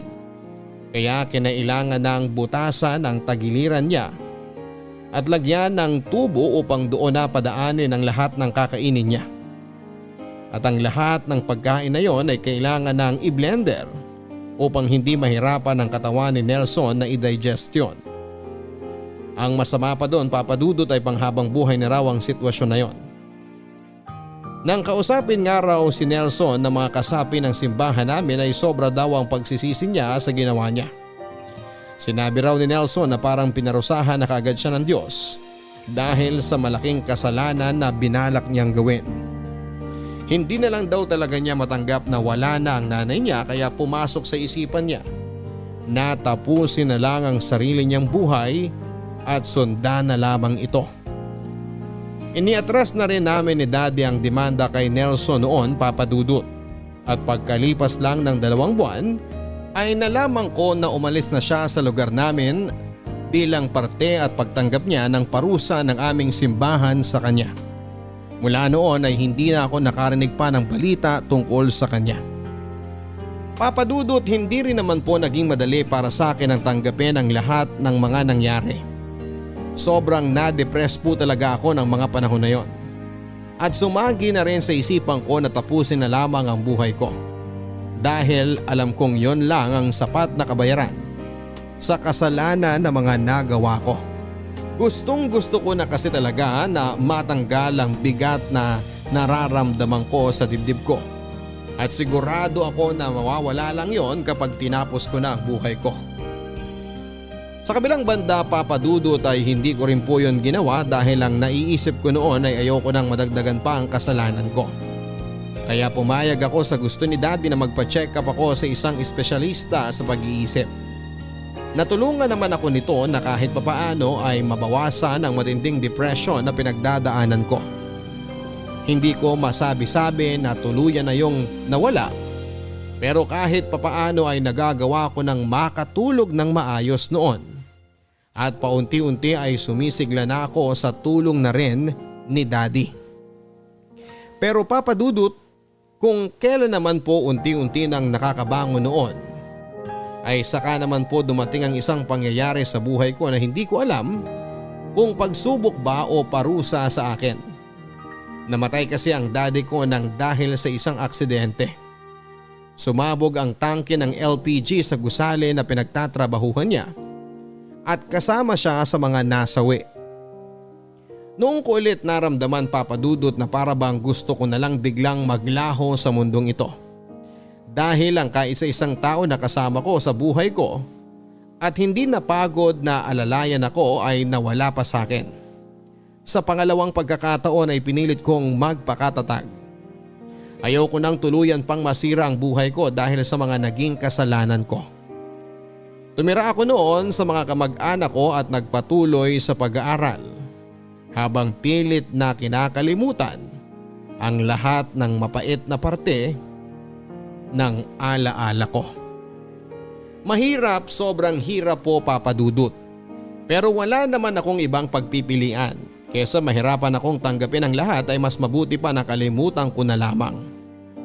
Pero hindi ko rin naman masasabi na nagawa ko yon, Papa Dudut, dahil kahit halos 20 taon na ang nakakaraan ay parang sariwang-sariwa pa rin dito sa dibdib ko ang sakit. Nagigilty pa rin ako dahil sa kasinungalingan na pinagkalat ko noon. At kagaya ng sinabi ni Nelson sa naging huling pag-uusap namin, habang buhay ko talaga sigurong sisisihin ang sarili ko dahil sa pagsirang ginawa ko sa buhay niya. Papa Dudut, dito ko na po tinatapos ang sulat ko na ito. Maraming salamat po sa pagpili at pagbabasa ng kwento ko para sa araw na ito. At sana sa oras na marinig ko na tong maere sa inyong programa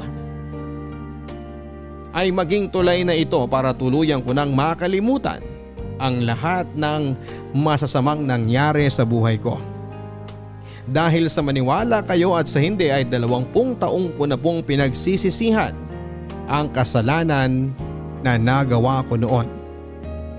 Ang inyong forever kapuso at kabarangay, Clara.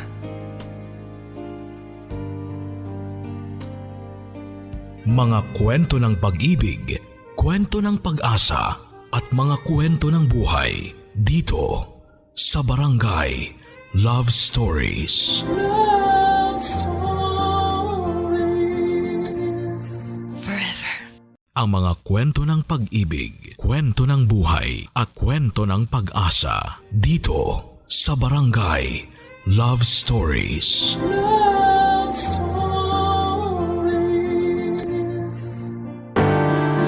Huwag sasama ang loob kung tayo man ay tinuturuan ng mga nakatatanda sa atin.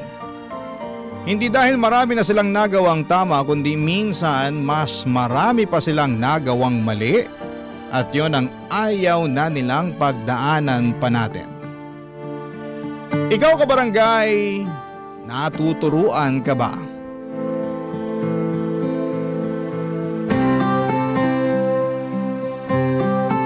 Dear Papa Dudut, naniniwala ba kayo sa kasabihan na ng mga matatanda tungkol sa karma? Yun bang lahat ng bagay na ginagawa natin sa mundong ito na mabuti o masama ay bumabalik sa atin sa takdang panahon? Minsan ay doble o tripling ulit pa. Kaya naman inihalin tulad ito sa pagtatanim ng mabuting buto upang mabuting karma rin ang anihin mo. Siguro yun nga ang pinagdaraanan ko kaya naman napasulat ako sa programa ninyong Barangay Love Stories. Pero bago ang lahat ay gusto ko munang kunin ang pagkakataon na ito upang magpasalamat sa inyong istasyon at kay Papa Dudut dahil sobrang nakakaaliw ang mga istorya ng buhay na itinatampok ninyo. Maraming salamat talaga. Ako nga pala si Danilo. Hindi ko totoong pangalan. Taga Taytay Rizal at nasa 29 years old na ako. Kung babalikan ko ang aking kabataan, noong araw ay masasabi kong nuknukan ako ng sutil. Kaya naman abot sa kabilang barangay ang konsumisyon sa akin ng mama ko.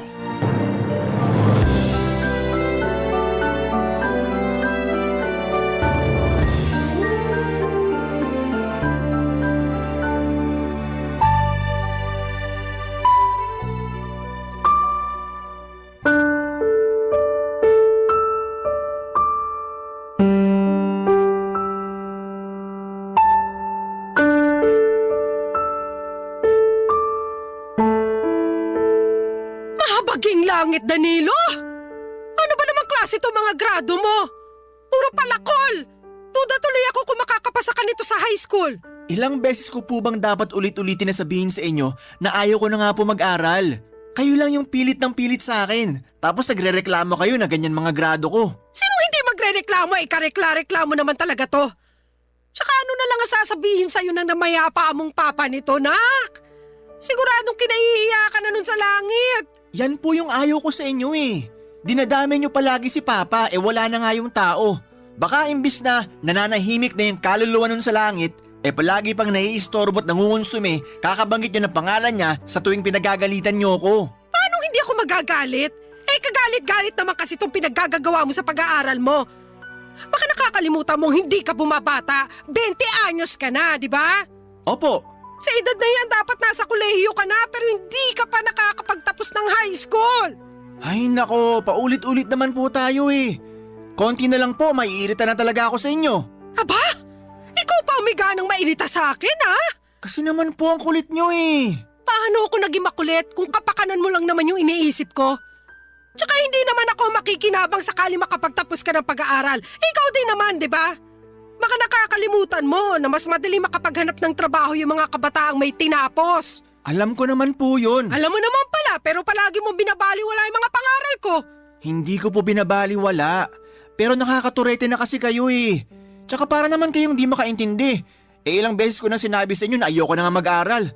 Ang tanda-tanda ko na rin para pumasok sa eskwelahan. Siyempre nahihiya na rin ako, no? Mas mahiya ka sa akin dahil ako nagpapaaral sa'yo. Hindi ko naman po sinabi na pag-aralin niyo ako ah. Tsaka kung makakumpara kayo sa akin sa ibang tao, lalo dun sa mga anak ng mga kazumba nyo na nakagraduate na, akala nyo naman talaga na pakinabangan nila yung mga tinapos nila. Anong ibig mong sabihin? Yung Yung anak ng kumare nyo, tinapos pagkapiloto pero nasan ngayon? Di ba nasa call center kasi practical daw? Grabing pagsasayang ng pera naman yun, makapagtapos lang siya ng kurso niya na kung tutuusin, mapapamura ka sa mahal tapos babagsak lang sa ganun. Tapos yung isa pang anak ng kumare nyo, IT naman ang tinapos pero nauwi lang sa pagre-repair ng mga gadget sa palengke. O ano masama ron? Wala, pero pwede naman yun matutuhan kahit di ka nakapagkolehiyo eh. Aksaya lang sa pera na pinag-aral pa sila ng ganun, tapos dun lang sila mapupunta. Di ba para namang mas nakakahiya na sabihin may tinapos ka pero di ka sa larangang yun nagtatrabaho? Hindi nakakahiya yun. Dahil anong malay natin sa pinagdadaanan nila? Diba? Malay mo, ilang beses sila nag-a-apply ng trabaho na may kinalaman sa kurso na tinapos nila pero walang bakante o maraming kakumpetensya. Kaya nag-iba na lang sila ng pinasukan. Hindi masama yun kasi hindi naman sila nagnanakaw. Tsaka wag mo nga akong bigyan ng katwiran na mas maigi na wag na lang magtapos ng pag-aaral kasi pwede lang yon kung madiskarte ka. Para nyo na rin pong sinabi na di ako madiskarte ah. O buti alam mo. Sakit yun naman po magsalita. Totoo naman sinasabi ko ah. Napakakupad mo. Hindi ka mautusan sa bahay. Reklamador ka, kulang ka rin sa diskarte. Kaya paano ka aasenso sa buhay niyan? Yun na nga lang pag-aaral mo ang susi. Para kahit paano magkaroon ka ng alas pag naghanap ka na ng trabaho. Ay, ewan ko na lang talaga sa yung bata ka. Baka sa kangkungan ka na lang pulutin pagdating ng araw.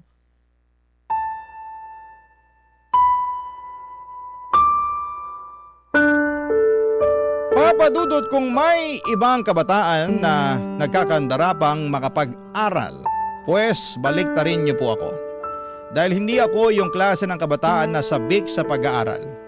Pero gusto ko lang pong linawin na hindi ako proud sa bagay na yon ngayong matanda na ako.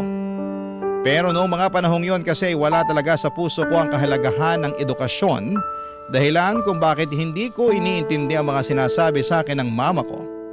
Kumbaga pasok lang sa kanang tenga at labas naman sa kaliwa ang ginagawa ko. Dahil sa mahabang grado or mababang grado na nakukuha ko sa eskwelahan simula nang tumungtong ako ng elementarya at nadala ko na nga ito noong high school ako, ay hindi na ako umaasang makakagraduate katulad ng gustong mangyari ng nanay ko. Pero mapilit siya kaya gumawa ako ng isang bagay para matakasan ang pag-aaral. At makalipas lamang ang 2 buwan ay binalita ko yon kay mama.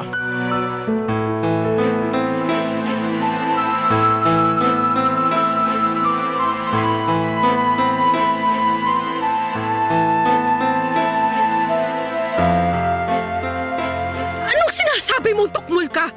Man naman paulit-ulit na lang po ba tayo?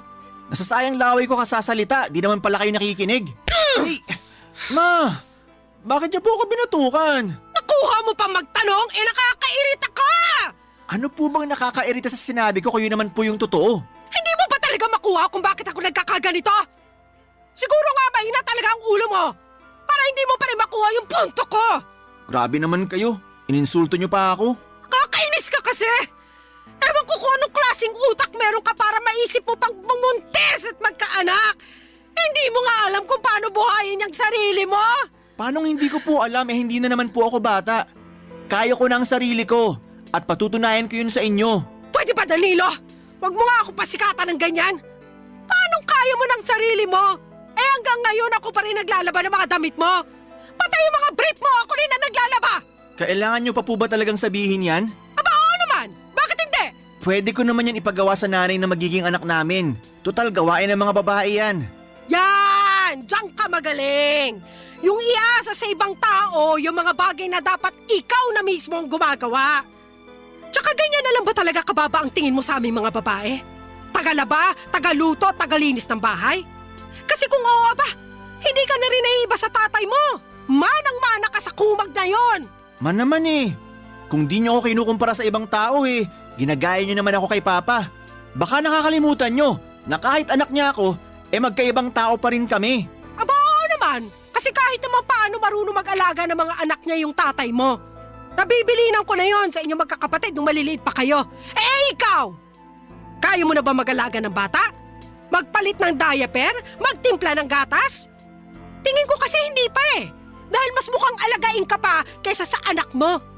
Tapos ang lakas pa ng loob mo na sabihin na patutunayan mo sa akin? Bakit po ba imbis na suportahan nyo na lang ako, pinagsasalitaan nyo pa ako ng masakit? Naturingan pa naman kayong nanay ko pero masyado kayong masakit manalita. Nasasaktan ka kasi totoo yung mga sinabi ko. Tsaka paano kita susuportahan hindi mo nga pinakinggan yung mga pangaral ko sa'yo nung araw? Na imbis na pag-aaral mo ang atupagin mo, mas pinili mo ang magkaanak. Apo nyo rin naman po yung magiging anak ko Apo ko nga! Pero sana lang wag na wag mo siyang idadamay sa pagiging miserable ng buhay mo. Kawawa naman kasi yung magiging anak mo. Hindi mangyayari yung bagay na yon dahil magsisikap ako sa buhay. At patutunayan ko sa inyo na aasenso ako, na hindi ako magiging miserable at di rin magagaya sa akin yung magiging anak ko. Alam nyo ma, naiintindihan ko naman kung bakit kayo nagagalit sa akin kasi nga hindi ko kayo sinunod na tapusin ang pag-aaral ko. Pero sana maintindihan nyo na hindi lahat ng kabataan gusto makapagtapos ng pag-aaral. Di lang talaga para sa akin ang bagay na yon kaya wag nyo na akong pilitin. Ngayon na magkakaanak na ako, gusto ko na lang magtrabaho para kumita ng pera. Bahala ka sa buhay mo! Matanda ka na! Basta, huwag ka lang lalapit sa akin at magsasabi na sana tinapos mo ang pag-aaral mo imbis na nag-anak ka ng maaga! Papa Dudut, aminado ako na wala pa akong alam sa pagkakaroon ng anak at tama naman lahat ang mga sinabi sa akin ni Mama noong sinermonan niya ako. Pero nang mga panahong yon, alam ko sa sarili ko na mas gusto ko nang maging tatay kesa tapusin ang pag-aaral ko.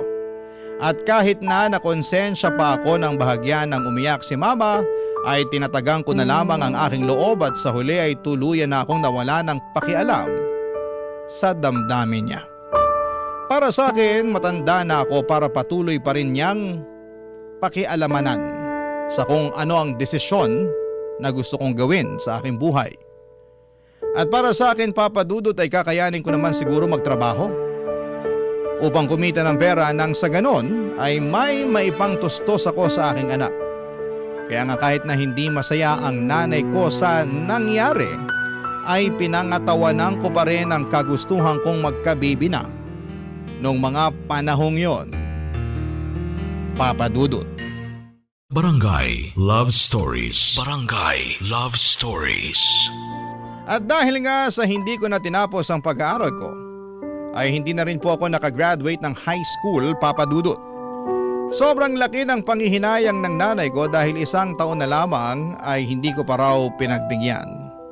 Patuloy pa rin niyang sinumbat sa akin ang lahat ng pera na ginastos niya, pambaon ko at pagbibigay niya para sa mga projects noong araw na nag-aaral pa ako. Bagay na kinainis ko talaga ng husto sa kanya. Sa huli, wala na rin naman siyang nagawa sa desisyon ko na mas piliin ko ang aking anak. Kaya lang na-realize ko na mahirap pala talagang kumita ng pera. Maswerte kami kasi pensyonado ang namayapa naming tatay kaya naman kahit papaano ay may nakukuha ang nanay ko. Namatay kasi ang tatay ko noong nasa 2nd year high school pa lamang ako at kabilin-bilinan nga niya kay Mama na pagtapusin ako ng pag-aaral. May mga nakatatanda akong kapatid na meron na rin namang trabaho pero dahil pamilyado na rin sila ay limitado na lamang ang perang na ibibigay nila sa bahay. At dahil nga sa hindi ko pa kayang makapagbukod noon ay sa bahay ko muna itinira ang aking mag-ina.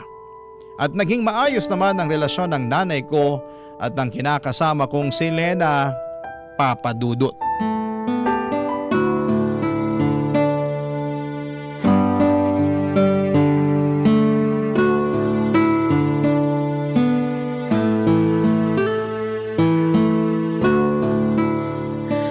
Alam mo Lena, ito payong nanay lang. Total ako na rin naman yung tumatayong nanay mo dahil dito kayo nakatira sa bahay ko. Ano po yan, Ma? Kapag nakakalakad na yung anak mo at matibay na yung tuhod, turu-turuan mo na ng mga gawaing bahay. Hindi kasi porke lalaki, dapat masanay na walang alam sa buhay. Hindi dapat kalakihan ng apo ko na palaging umaasa sa mga babae, sa mga bagay na pwede naman nilang gawing mag-isa. Yun naman po talaga ang plano kong gawin pag lumaki na po yung anak namin ni Danilo. Na paunti-unti tuturuan ko siya na gumawa ng mga gawaing bahay para may alam naman siya. Oo, kasi yan yung bagay na hindi ko nagawa at naturo nun kay Danilo. Biruin mo ha, 4 silang magkakapatid at si Danilo lang ang lalaki. Siyempre, dahil nga uniko iho, spoiled ng tatay, kaya pinagbawalan ako na paggawain ng mga gawaing bahay.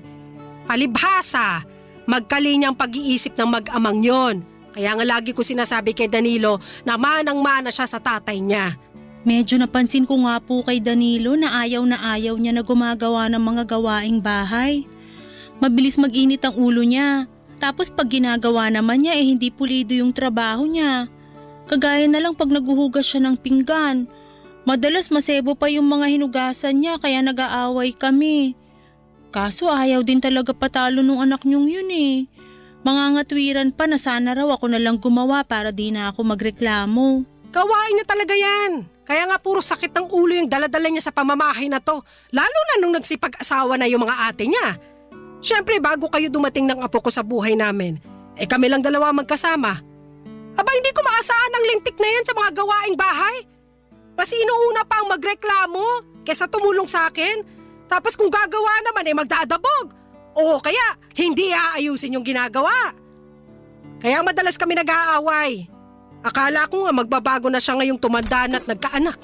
Pero para bang naging mas malala pa kasi lahat inaasa na niya sa'yo. Kawawa ka naman tuloy. Ma, bakit kung ano-ano na naman pong pangit na bagay yung sinasabi niyo kay Lena tungkol sa akin? Ha? Ay hindi Wala ko sinasabing ganon. Anong wala? Dinig na dinig ko kayo, nandun pa lang ako sa may pinto. Mahal, hindi mo naman sinabi na uuwi ka ng maaga. Oo, kasi wala kaming overtime. Kaya tuloy nahuli ko kayo na pinag-uusapan ako. Nagkukwentuhan lang naman kami ni Mama. Tapos ako yung naisip yung pagkwentuhan, ganon? Nabanggit lang naman ni Mama. Hindi ka naman namin sinadyang pag-usapan. Pakiramdam ko sinadya nyo kasi kanino ko pa nakakagat yung dila ko eh. Bakit pa kasi apektado ka dyan? Sa totoo naman yung lahat ng mga sinabi ko kay Lena tungkol sa'yo. Di lumabas na rin yung totoo na pinagkwentuhan nyo nga ako. Ay, hindi lang palabas na pinagkwentuhan. Dahil sinisiraan nyo ako sa kinakasama ko. Anong sinisiraan? Hindi ganun yun, no? Hindi raw, pero kung todo kayo lait sa akin. At ikaw naman, Lena, huwag ka nga masyadong nakikinig sa nanay ko. Alam ko na close kayo, pero sige ka, magiging kamukha mo na siya. Danilo naman, nanay mo pa rin yung pinagsasalitaan mo ng ganyan. Alam ko, pero wala pa naman sa kalingkingan ng mga masasakit niyang sinabi tungkol sa akin yung sinabi ko tungkol sa kanya, di ba? Tsaka sa lagay, pag siya nagsabi ng masama tungkol sa akin ayos lang kasi nanay ko siya. Pero pag ako gumawa nun, masamang anak ako dahil nanay ko siya? Para naman yatang di patas yun. Hirap kasi sa inyo, akala nyo kung sino kayong perpekto. May mga pagkukulang din naman kayo sa sarili nyo. Papadudot masaya naman ako na magkasundo sina Mama at Lena. Kaya sila close. Pero dahil sa sobrang close nila ay nakakairita na lalo at idinadaan na ng nanay ko sa aking kinakasama ang mga problema at reklamo niya sa akin. At sa tono pa ng pananalita niya. Akala mo kung sinong inape kaya lalong nakakairita.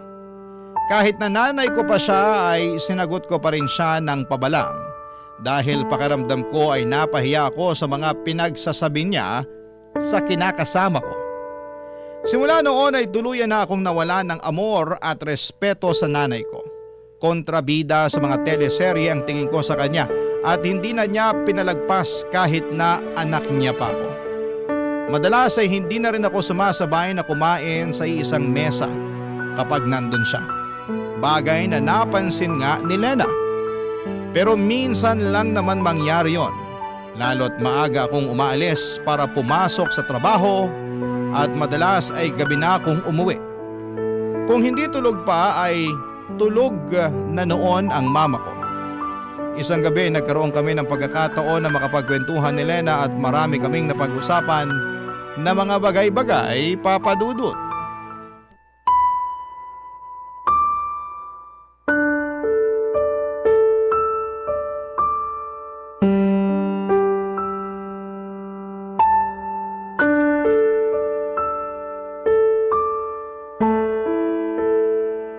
Namimuhan ka na naman dahil 5 beses kang na-late sa cut-off nyo. Oo, di mo ba nabasa dyan? Nagsorry na lang ako para kunwari may paki ako sa memo nila. Paano nangyari yun? 10 minuto lang naman yung layo ng tinitira natin sa pinapasukan mo. Paano ka nalilate? Ha? Ano kasi? Ano? Ang nilagay mo lang kasi rito sa incident report mo ay hindi na mauulit. Ano yun? Wala man lang rason. Wala rin namang kwenta na magrason pa. Kasi nandyan na nga yung memo, di ba? Sige. Balik tayo sa tanong ko. Ano nga yung rason? Bakit ka nalilate? Bakit kasi inaalam mo pa? Kita mong tapos na naman, di ba? Sagutin mo na lang tanong ko. 1, 2. Oo na. Ikaw talaga, ano? Ginawa mo pa akong bata. May nalalaman ka pang pabilang-bilang dyan. Danilo, 3. Huwag mo nang hintaying mag-4, makakaltukan kita. Minsan kasi, hindi namin napapansin ng mga kasamahan ko na alas 8 na pala. Tapos napasarap pa yung yosi at kwentuhan namin sa kantin. Ang aga-aga namang chismisan yan. Hindi naman palagi. Anong hindi palagi? Nung nakaraang buwan namemohan ka rin dahil panay ka over break. Tapos magdadahilan ka pa na hindi palagi. Alam mo, lokohin mo na lelang mo, wag ako. Oh, ayan ka na naman. Nagagalit ka na naman. Sige nga, sabihin mo paano ako hindi magagalit habang tumatagal papangit ng papangit tong record mo sa kumpanya nyo eh. Parang kailan ka lang naman nagsimula rito. Baka nakakalimutan mong hindi ka pa nga regular dito pero wagas na tong mga memo mo. Malapit ko na tong ipalaminate at i-display dyan sa dingding ng bahay natin. Sige ka. Grabe naman. Ano yan, wall of shame? Bakit hindi? Mukha naman kasing proud na proud ka pa sa mga memo mo. Kaya i-display na natin para naman makita ng mga bisita ni Mama. Alam mo, kakadikit mo kay Mama, nagiging kaugali mo na siya. Anong sinabi mo? Katono mo na rin siya magsalita. Yung pagganyan mo ba? Yung may nalalaman ka pang display. Ganyan-ganyan si Mama sa akin nun eh. Kadidikit mo kasi sa kanya, kaya nahawa ka na ng ugali niya. Ano namang masama doon? Masama yun. Kasi pareho na kayong nakakainis. At kami pa palang nakakainis. Kasalanan ba namin na nagkakaintindihan kami pag tungkol sa iyo ang usapan? Saka wag mo ngang ibahin ang usapan. Wag mong isali yung mama mo rito kasi labas siya rito. Hirap sa'yo, hilig mo mandamay ng iba eh. Bakit kaya hindi mo ayusin at baguhin yung ugali mo, no? Sobra ka naman. Sobra na kung sobra pero pamilyado ka na. Hindi ka na binata na pwedeng magpabanjing-banjing sa trabaho mo. Di na pwede yung aalis ka kung kailan mo gusto, lalo na may anak ka nang sinusuportahan. Hindi ko naman kayo pinababayaan ah. May nabibigay ako sa iyong pera tuwing sahuran. Meron nga, pero kulang. Alam mo, di naman ako magrereklamo kung sapat lang talaga eh. Pero mapapanot na lang ako sa kakabudget, hindi ko talaga mapagkasya yung sahod mo. Buti sana kung hindi ka pala hingi ng masarap na ulam. Gusto mo pa palaging nagkakarne. Palibasa wala kang alam sa presyo ng kilo nun sa palengke. Ay, magkaroon ka naman ng pangarap para sa amin ng anak mo. Paano tayo makakaipon para makabukod niyan kung ganyan ka magtrabaho? Please Danilo, ayusin mo naman. Papadudot kahit na nainis ako kay Lena dahil sa dami ng mga issue na sinabi niya sa akin hindi lang sa trabaho kundi sa nanay ko na rin, ay alam ko sa aking sarili na totoo naman ang lahat ng yon. Paiba-iba ako ng mga napapasukan at wala akong naging permanenteng trabaho dahil sa dami ng problema ko. Kadalasan po ay tungkol yon sa pakikisama at minsan kasi sobra-sobra tapos ay minsan naman ay kulang na kulang. Madali rin akong magsawa at tamarin sa isang bagay na paulit-ulit ko nang ginagawa. Kaya nga kahit na anong kagustuhan naming makapagbukod ni Lena ay alam namin na hindi pa talaga kakayanin dahil sa liit at hindi stable na kinikita ko. Tapos imbes na magsikap sa pagtatrabaho at lumakas ang aking loob para mas makapagpatuloy ay na-depress ako. Pakiramdam ko ay naparalisa ang buong katawan ko sa mga problemang binato sa akin ng kapalaran. Kaya naman hindi ako makakilos ng maayos ng mga panahong yon. Papadudot. Barangay Love Stories. Barangay Love Stories. Papadudot, hindi na nga ako produktibo sa aking ginagawa ay natanggal ako sa pinapasukan ko ng mga panahong yon. Pero inilihim ko yon kay Lena dahil baka mag-alala siya at mamroblema. Nakiusap na lamang ako sa iba kong kakilala sa dati kong mga pinasukan na bigyan ako ng racket para naman kahit papaano ay may kitain ako, pero alam ko na niloloko ko lamang ang aking sarili dahil hindi matatapatan ng mga barya-baryang kita ko ang sinesweldo ko kada kinsenas at katapusan sa dati kong pinapasukan na kalkulado ko na ang aking kikitain. Kaya naman napansin nyo ng misis ko. Kaya para mapagtakpan na natanggal ako sa trabaho at makapagbigay pa rin ng pera kay Lena nang hindi niya pinagdududahan ay nangutang na nga po ako. Alam ko naman na mapanganib yung ginawa kong yon, pero ayoko lang talagang mag-away kaming dalawa. Saka hindi pwede na mawalan ako ng perang pambigay dahil nga may anak kami na sinusuportahan ko. Kaya lang ay lumobo lang ang utang na yon. At umabot na sa punto na hinahunting na ako ng mga pinagkakautangan ko. Kaya wala na rin po akong nagawa kundi ang magsabi kay Lena at tulad ng reaksyong inaasahan ko ay nagalit siya sa akin ng husto, Papa Dudut.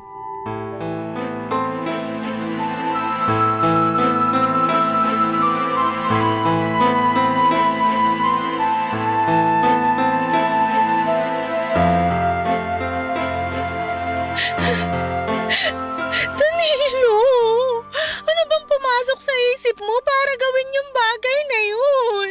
Marami. Sa sobrang dami di ko na alam ano talaga yung tama sa mga naiisip ko. Kaya nagpadalos-dalos ka na lang sa desisyon mo, ganun ba? Akala mo siguro yun yung tamang gawin, pero hindi mo na naisip yung balik nitong problema sa atin. O ngayon, wala ka na nga trabaho tapos ang dami mo pang utang. Pero nagawa ko lang naman yun para hindi magkulang sa perang binibigay ko sa'yo. Baka nakakalimutan mong panereklamo mo sa akin na kakarampot lang ang sinusweldo ko. Magkaibang bagay naman yun. Kasi itong mga binibigay mo sa akin ngayon inutang mo pala. Hindi ka ba nakikinig? Ginawa ko lang naman yun kasi nga kailangan… Nakikinig ako at naiintindihan ko ang rason mo, pero kahit anong gawin ko, hindi ko pa rin matanggap na kailangan mo pang mangutang pantapal sa sweldo mo kasi nawalan ka ng trabaho. Yun yung punto ko doon, Danilo. Nawalan ka ng trabaho at hindi mo yun sinabi sa akin. Naiintindihan mo ba yung bigat ng kasalanan mo? Oo, pero… Pero ano? Sabihin mo! Natakot kasi ako sa'yo eh. Natakot ako sa kung anong pwede mong sabihin sa akin. Kung ano man ang mga sasabihin ko sa'yo, alam mo sa sarili mo na totoo lahat yon. Hindi naman kita pagsasalitaan ng masakit kung wala akong dahilan, di ba? Pero ikaw ang gumawa ng mga dahilang yon. Tapos silitanyahan mo ako ng ganyan. Kaya nga kasalanan ko talaga yung nangyari. Natakot ako na harapin yung bunga ng mga maling desisyon ko.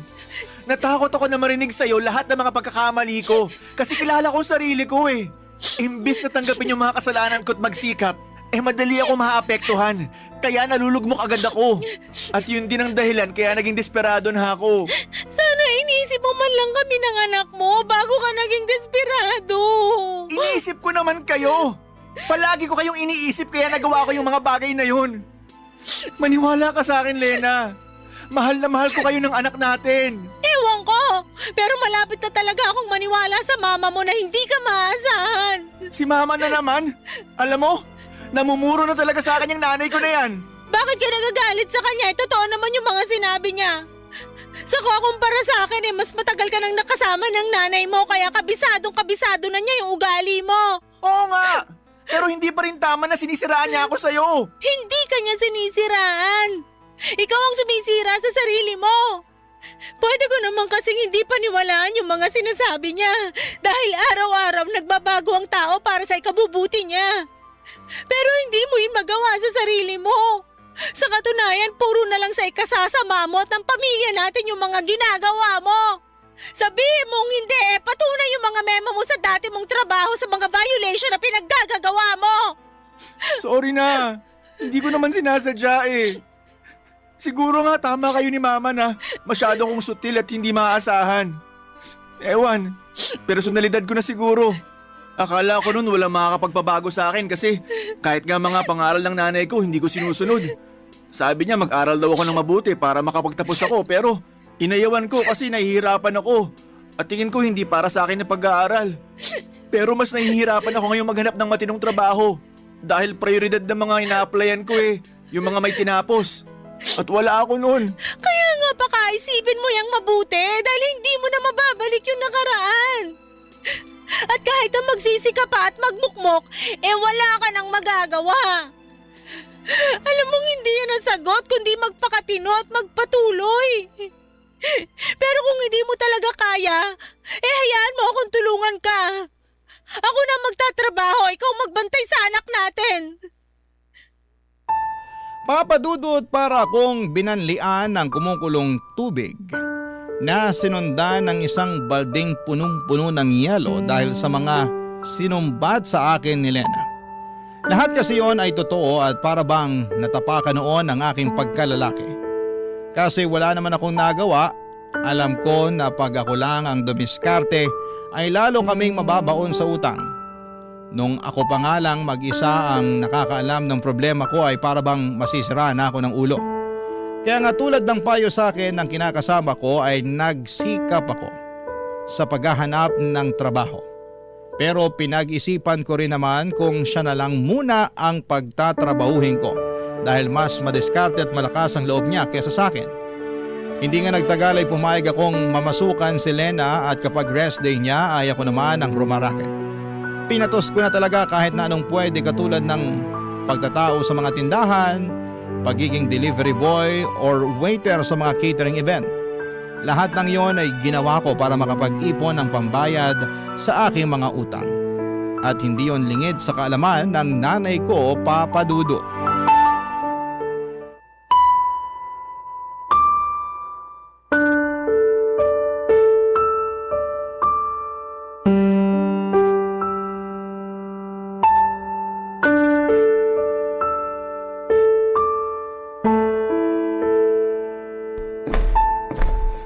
Ma, pwede ba mag-usap tayo? Anong pag-uusapan natin? Kita mo nagbabasa ako ng pocketbook Mamaya na lang po kayo magbasa. Importante po kasi to. Ano ba kasi yun? Kagabi po dun sa birthday party nung kumari nyo. Alam kong nandun kayo kasi nga kumari nyo yung kumuha sa catering namin para sa party nila.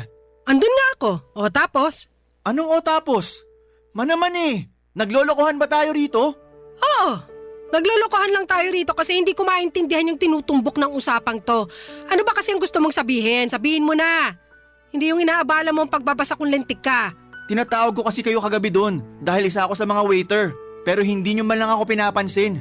Nakailang tawag ako ng mama pero di kayo lumilingon. Napansin na nga ako nung katabi nyo at sinabihan kayo na tinawag ko kayo pero umiling lang kayo at kumain.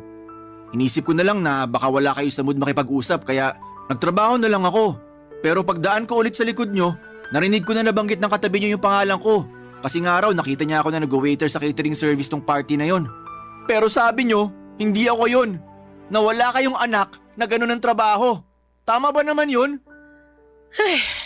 Sa ayaw ko lang na pag-usapan yung tungkol sa'yo kaya ganun na lang sinabi ko.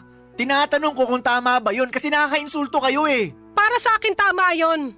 Kasi yung mga taong yon, sigurado akong pagtatawanan ka pag kinumpirma ko na ikaw nga yun at ganun lang ang trabaho mo. Kaya sinabi ko na hindi ikaw para matapos na agad ang usapan namin. Tsaka kung nainsulto ka, kamusta naman yung nararamdaman ko bilang nanay mo? Akala mo yata hindi masakit sa akin na pagtawanan ng ibang tao yung hanap buhay mo. Kasi maliit yung kita, ganito ganyan. Lalo alam ko naman sa sarili ko na ginawa ko ang lahat para mabigyan ka ng mabuti at maayos na kinabukasan. Hirap sa inyo, inuungkat nyo na naman yung nakaraan Ang problema rito yung pagtanggi nyo sa akin na anak nyo. Bakit ka nagagalit sa bagay na yon? Kasalanan ko ba? Na hirap akong ipagmalaki ka dahil sa ugali mong yan? Kung yung pagiging sutil ko nung araw ang sinasabi nyong ugali, nagbago na ako.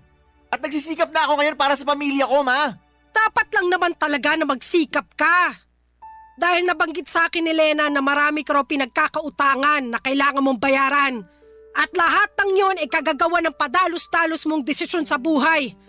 Kahit nanay mo ko sumuko na ako sa ugali mong yan. Kaya hindi mo ako masisisi kung ganito ako sa'yo ngayon. Para sa akin, pambawi ko to sa lahat ng konsumisyon na pinaranas mo sa akin nung araw. Kumbaga gusto ko na lang na hindi mangonsumi sa'yo. Lalo na't nandyan naman na yung kinakasama mo. Kawawa nga lang siya kasi ang bata-bata pa baka tumanda agad kung hindi ka magbabago. Alam mo Danilo, Imbis na umiyak-iyak ka dyan o magtampo-tampo, mabuti pang gawin mo pagtuunan na lang ng atensyon ng buhay nyo.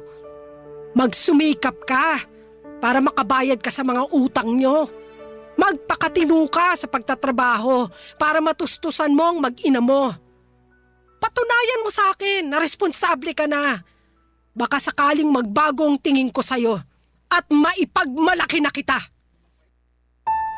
Papa Dudut, alam kong masakit ang mga sinabi sa akin ng mama ko. Pero wala naman akong magawa dahil lahat ng yon ay totoo at tagos sa buto. Kasalanan ko naman talaga ang mga maling desisyon ko sa buhay kaya naging pangit ang resulta nito. At ang masakit pa ay karamay ko pa sa mga kamalasang yon si Lena at ang aming anak. Pero ayoko nang malugmok at patuloy na kaawaan ng aking sarili sa sitwasyon na kinasasadlakan ko. Sa halip ay nagsikap ako para makabangon. Hindi nagtagal ay nakaipon naman kami ng pera ni Lena na pambayad sa mga utang ko at pinangako ko sa kanya na hindi na ako basta-basta gagawa ng desisyon na hindi siya kinukonsulta. Marami po akong natutunan sa mga karanasan ko sa buhay na dinala ko nitong tumanda na ako. At kasama na nga doon yung mga hindi pagpapasaway sa mga magulang natin. Dahil posible nila tayong bawian pagdating ng panahon.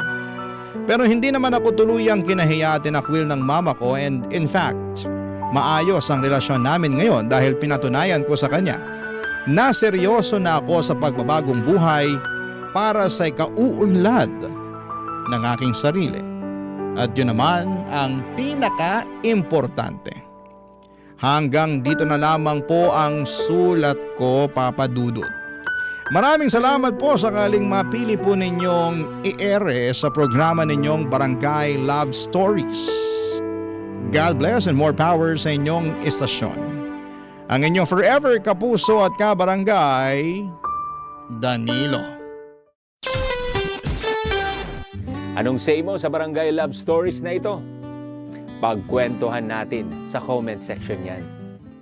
Ang mga kwento ng pag-ibig, kwento ng buhay at kwento ng pag-asa dito sa Barangay Love Stories. Love Stories.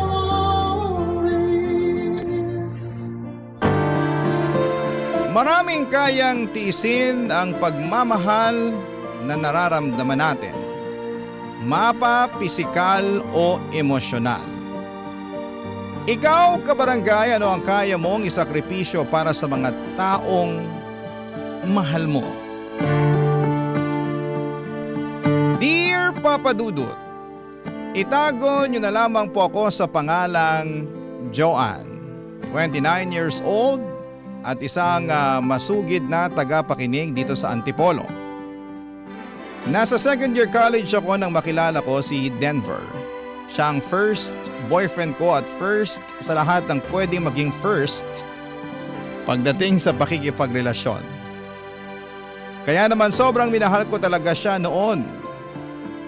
Nagtatrabaho siya noon sa kantin ng university kung saan ako nag-aaral.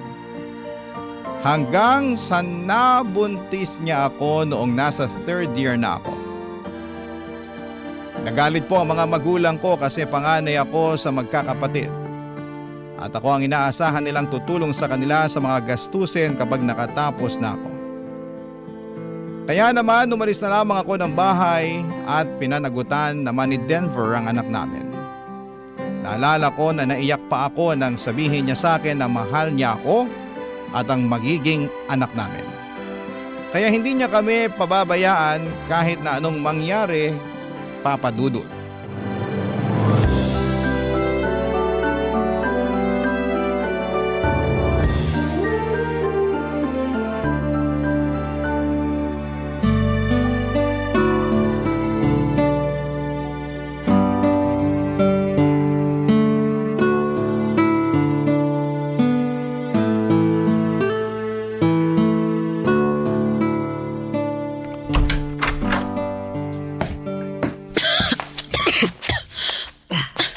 Alikabok pala dito. Oo nga eh. Ang tagal na rin daw kasi walang nakatira dito. Pakilagay mo na nga itong bag dyan sa lamesa, Denver. Kukunin ko lang yung walis sa likod ng pinto para mabawasan yung alikabok sa sahig. O sige, akin na yung bag mo. Ito. Mabuti na lang at may walis tayo na pwedeng magamit sa paglilinis nitong bahay. Kasi mukhang buong araw tayo maglilinis dito Pwede naman kahit bukas na lang tayo maglinis Kahit yung kwarto na lang muna ang unahin natin para komportable ang pahinga natin mamayang gabi. Sige, ito lang namang alikabok sa sahig at sofa yung lilinisin ko ayan. Medyo okay na tong sahig. Joan, pasensya ka na Ha? Bakit ka naman humihingi ng pasensya? Kasi maliit lang tong bahay na nakuha ko para sa ating dalaw Ano ka ba? Napakaayos nga nitong bahay na kinuha mo para sa atin Sigurado ako na magiging komportable rin ang anak natin kapag sinilang ko na siya. Ay, sana nga Joan. Alam ko na hindi magiging madali ang mga susunod na araw natin pero pangako, gagawin ko ang lahat para maging mabuting partner sa'yo at tatay sa magiging anak natin. Ako rin, Denver. Gagawin ko ang lahat para sa inyo ng magiging anak natin. Grabe. Kinakabahan ako na sobrang excited kahit 3 buwan pa lang si baby sa tiyan ko. Pareho lang tayo ng nararamdaman pero mas lamang ang excitement dito sa dibdib ko. Sana talaga lalaki ang maging unang anak natin. Una? Oo, kasi sigurado naman ako nasusundan agad natin yung panganay natin, di ba? Ikaw, Denver, hindi pa nga ako nanganganak kung ano-ano na kaagad yung sinasabi mo. Hindi, biro lang. Pero syempre, magkokontrol tayo. Kasi ayoko naman na mahirapan tayong dalawa sa mga gawain at gastusin dito sa bahay. Lalo ka na, Joan. Salamat kasi palagi mo akong iniisip. Saka hindi ka nagdalawang isip na panagutan yung pinagbubuntis ko. Pinagbubuntis mo na ang magiging anak natin Kaya walang dahilan para magdalawang isip ako na panagutan siya. Natakot kasi talaga ako nung una. Natakot ako na baka... Baka pagtaguan kita, kagaya ng mga naririnig mong drama sa radyo. Baka takasan ko ang responsibilidad ko sa'yo. Hindi ako ganoon, Joan. Sinabi ko naman sa'yo, di ba? Mula nung araw na sinagot mo ako, mamahalin kita hanggang sa huling araw ng paghinga ko. Promise? Oo, promise. At tutuparin ko lahat ng promise ko sa'yo at sa magiging anak natin.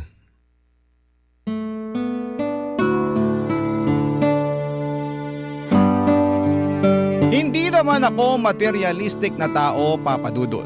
Siguro kasi lumaki rin ako sa simpleng family. Kaya naman sobrang natuwa na ako sa maliit na paupahang bahay na kinuha ni Denver para sa amin. Mura lang daw ang kuha niya doon kasi kamag-anak niya ang may-ari nito. Halos studio type na apartment siya kasi walang kwarto o kahit na anong divider. Mabuti na lang at may ilang furniture doon na pwede naming magamit. May lumang sopa, manipis na kutsyon at may kalan na rin sa kusina. Malaking tulong para sa pagsisimula ng aming pamilya. Naging maselan din ang pagbubuntis ko at pinayuhan ako ng doktor na iwasan ang mabibigat na trabaho. Plano ko pa naman sanang mag-apply ng trabaho para matulungan si Denver sa mga gastusin. Pero ang sabi niya ay mas mahalaga ang kalusugan ko at ng magiging anak namin. At kaya naman daw niyang magtrabaho para sa amin. Pinatunayan niya yon hanggang sa makapanganak ako at masundan pa ng 2 ang panganay namin. Kaya lang doon din nagsimula na magbago ang ugali niya, Papa Dudut.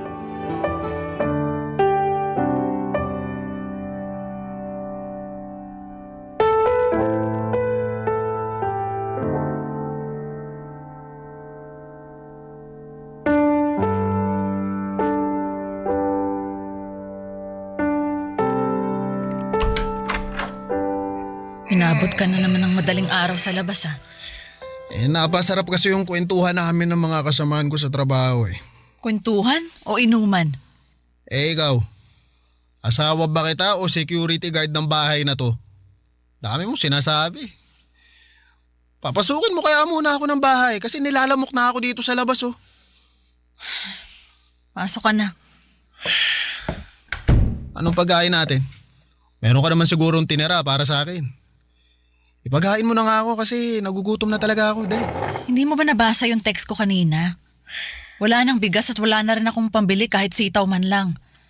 Buti na lang at pinautang ako ni Aling Marta sa tindahan niya ng 1 kilong bigas at dilata. O ito, kumain ka na, Denver. O ano to? Sardinas na naman. Uutang ka na nga lang ng delata. Bakit hindi mo pa ginawang corned beef o luncheon meat man lang? Eh kasi Ay, nga may nako. utang pa tayong hindi nababayaran kay Aling Marta. Eh ano naman? Hindi naman natin siya tatakasan. Akin na nga yung kaldero ng kanin.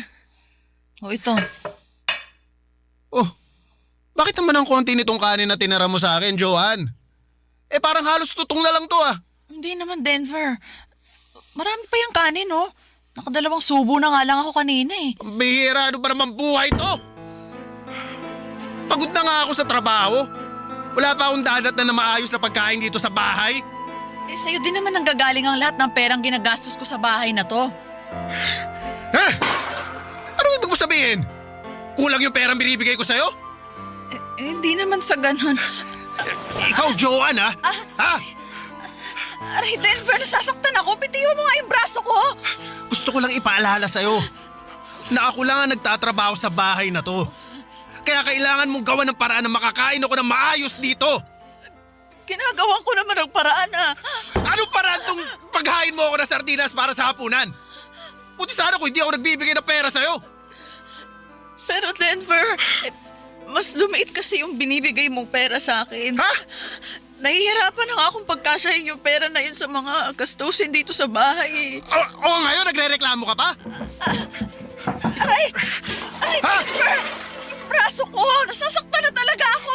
Kesa nagre-reklamo ka dyan, Joanne, gawan mo na lang ako ng paraan kung paano ko pagkakasyahin yung perang pinaghihirapan ko sa trabaho. Saan ba kasi napupunta yung ibang pera mo? At bakit kailangan mo pang itanong yan, ha? Ha? Ano bang akala mo? Winawaldas ko sarili kong pera? Pasalamat ka nga, binubuhay ko pa kayo ng mga anak mo eh.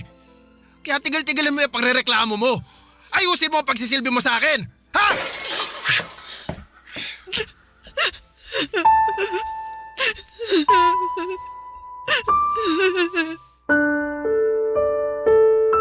Papadudot malakas uminom ng alak si Denver.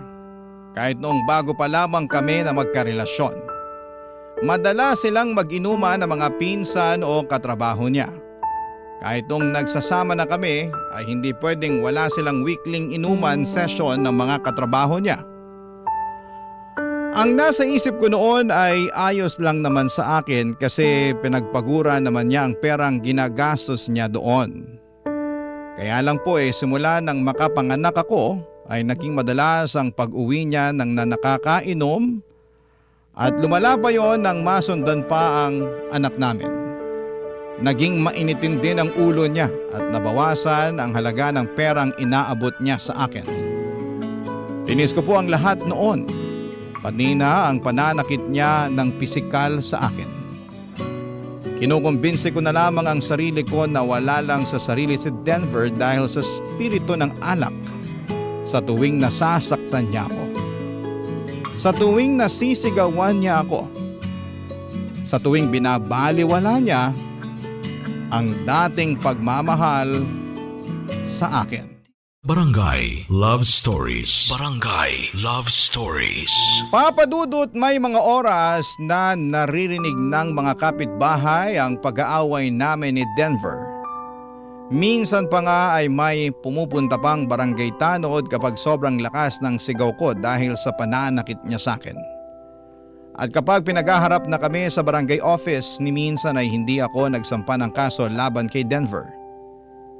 Kapag kasi nagkakabaranggayan na kami ay humihingi na siya ng tawad sa akin at kaagad ko naman siyang pinapatawad. Ayoko rin kasi talagang masira ang pamilya namin. Mas lalong ayokong mawalan ng tatay ang mga anak ko.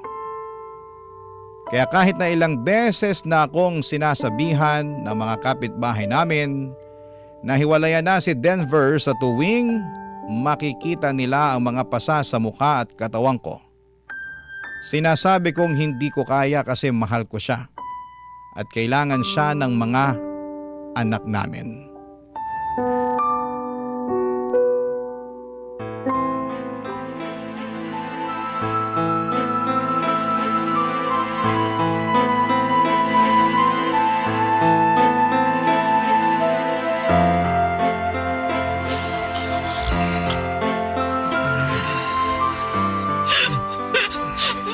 Kaya ka! Napakawalang yawa! Joan, ano ba? Baliw ka ba? Kailan mo pa ako niloloko, ha? Kailan mo pa ako niloloko, Denver? Tama na, tingilan mo nga yung paghampas mo sa akin. Aray! Napakawalang yawa! Ano bang ginawa ko sa'yo? Bakit nakuhin mo ako? Joan, sabi na tumigil ka na eh! Ano bang naging kasalanan ko sa'yo, ha? Ano? Hoy! Hindi talaga titigil yung bunganga mo! Ha? Sige, sampalin mo pa tong kaliwang pisngi ko! Baka sakaling mabawasan yung sakit na nararamdaman ko dito sa dibdib ko! Ano ba kasi problema mo, Joan? Napapaliw ka na ba? Bakit nagwawala ka ng ganyan? Hindi mo talaga alam kung anong problema ko, ha? Sigurado ka? Ayan! Yung usapan nyo ng kabit mo dyan sa tinatago mong extra na cellphone! Teka, bakit napunta sa'yo to, ha? At kailan ka pa natutong makialam sa mga gamit ko, ha? Hindi ako nakikialam ng mga gamit mo! Naiwan mo yung kagabi sa loob ng pantalon mo na dapat lalabhan ko kaninang umaga! Buti nga walang password kaya nabasa ko agad lahat ng landian nyo ng kapat mo! Hindi naman sa akin to eh! At talaga magde-deny ka pa kahit huling-huli ka na, ha? Eh kasi hindi naman talaga sa akin yung lintik na cellphone na yan! Kay Ramon yan, dun sa katrabaho ko! Nakita mo naman, di ba? Kahit anong text sa cellphone na yan, wala kang mababasa na pangalan ko! Wow naman, Denver! Alam na alam mo rin talaga kung anong laman ng mga text message sa cellphone kahit hindi sa'yo, no? Eh kasi nga nakikita kong ginagamit yan ni Ramon! Malamang makikita ko yung mga text nila nung girlfriend niya! Pwede ba, Denver, ha? Mukha akong ginagawang tanga? Joan, sinasabi ko sa'yo yung totoo! Mag-iimbento ka na nga lang ng kwento yung hindi pa ka panipaniwala. Eh kung ayaw mo maniwala, edi wag! Hindi kita pinipilit, Joan! Aminin mo na lang kasi na may ibang babae ka. Na niloloko mo lang ako. Napakawalang iya mo talaga kahit kailan. Napakasama mo! Joan! Sabi na tumigil ka na! Kapag hindi ka pa tumigil dyan sa pagwawala mo, dadagdagan ko talaga yung pasa dyan sa mukha mo! Papa Dudut, kagaya ng sinabi ko, si Denver ang kauna-unahang lalaking minahal ko. Siya po ang nag-iisang tao noon na pinangarap kong makasama sa panghabang buhay. Sa tuwing nagkakaproblema kami, nag-aaway o kung ano paman, iniisip ko na parte lamang yon ang mga pagsubok ng aming relasyon. Alam ko na mas pinapatatag lang nito ang pundasyon ng pagmamahala naming dalawa. At ang noong akala ko ay kaya ko nang tiisin lahat ng ginagawa sa akin ni Denver para lang manatili kaming buo sa paningin ng mga anak namin, siguro kakayanin ko yung pagiging lasenggo niya, palasigaw at pananakit sa akin, pero hindi po ang pambababae niya. Kaya naman umalis na ako noon kasama ang mga anak ko. Habang may bahagi ng sarili ko ang umaasa na sana'y sundan niya kami na kahit kailan ay hindi naman po nangyari. Kaya naman pinilit kong kayanin na buhayin mag-isa ang tatlong mga anak ko, Papa Dudut.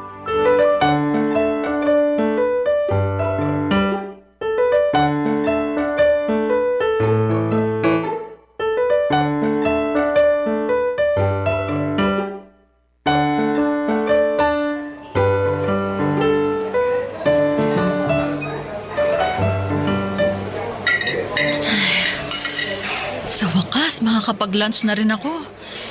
Ay, grabe, gutom na gutom ako ngayon. Eh, kung bakit pa kasi ang daming absent, kaya lahat kami required mag-overtime. Hi, John. Abet! Pwede bang makishare ng table? Dami kasing tao ngayon dito sa kantin eh. Wala na halos bakanting table. Okay, sige. Late ka na rin palang nakapag-lunch break, no? Oo, required daw kasing mag-overtime ng 1 oras bago yung lunch break eh. Ang dami rin kasing absent ngayon eh. Kaya kailangan natin halos doblehin ng oras natin dito sa trabaho. Karamihan yata sa mga absent ngayon, may trangkaso kaya hindi nakapasok. Ang sabihin mo, trinangkaso sila ng katamaran at mga hangover. Gusto lang nilang ma-extend yung bakasyon nila porket kakatapos lang ng bagong taon. Alam mo, May punto ka sa sinabi mo na yan eh. Nakakainis nga kasi pinagbakasyon na nga tayo ng 2 araw para masalubong ang bagong taon. Abusado naman yung ibang empleyado. Kaya tayo mga nagtatrabaho ng maayos yung napeperwisyo. Ganun talaga. May mga tao na hindi marunong makisama sa trabaho at sarili lang nila ang iniisip nila. Joan, leche flan nga pala. Binili ko para sa'yo. Ha? Ba't mo naman ako bibilhan ng leche flan? Paborito mo daw kasi to, sabi ni Tracy, yung katrabaho natin na lagi mong kasama. Oo. Favorite ko yan. Dati. Anong ibig mo sabihin? Nagda-diet na kasi ako ngayon kaya hindi na ako kumakain ng leche flan. Kaya thank you. Pero sa'yo na lang yung leche flan na binili mo, Abet.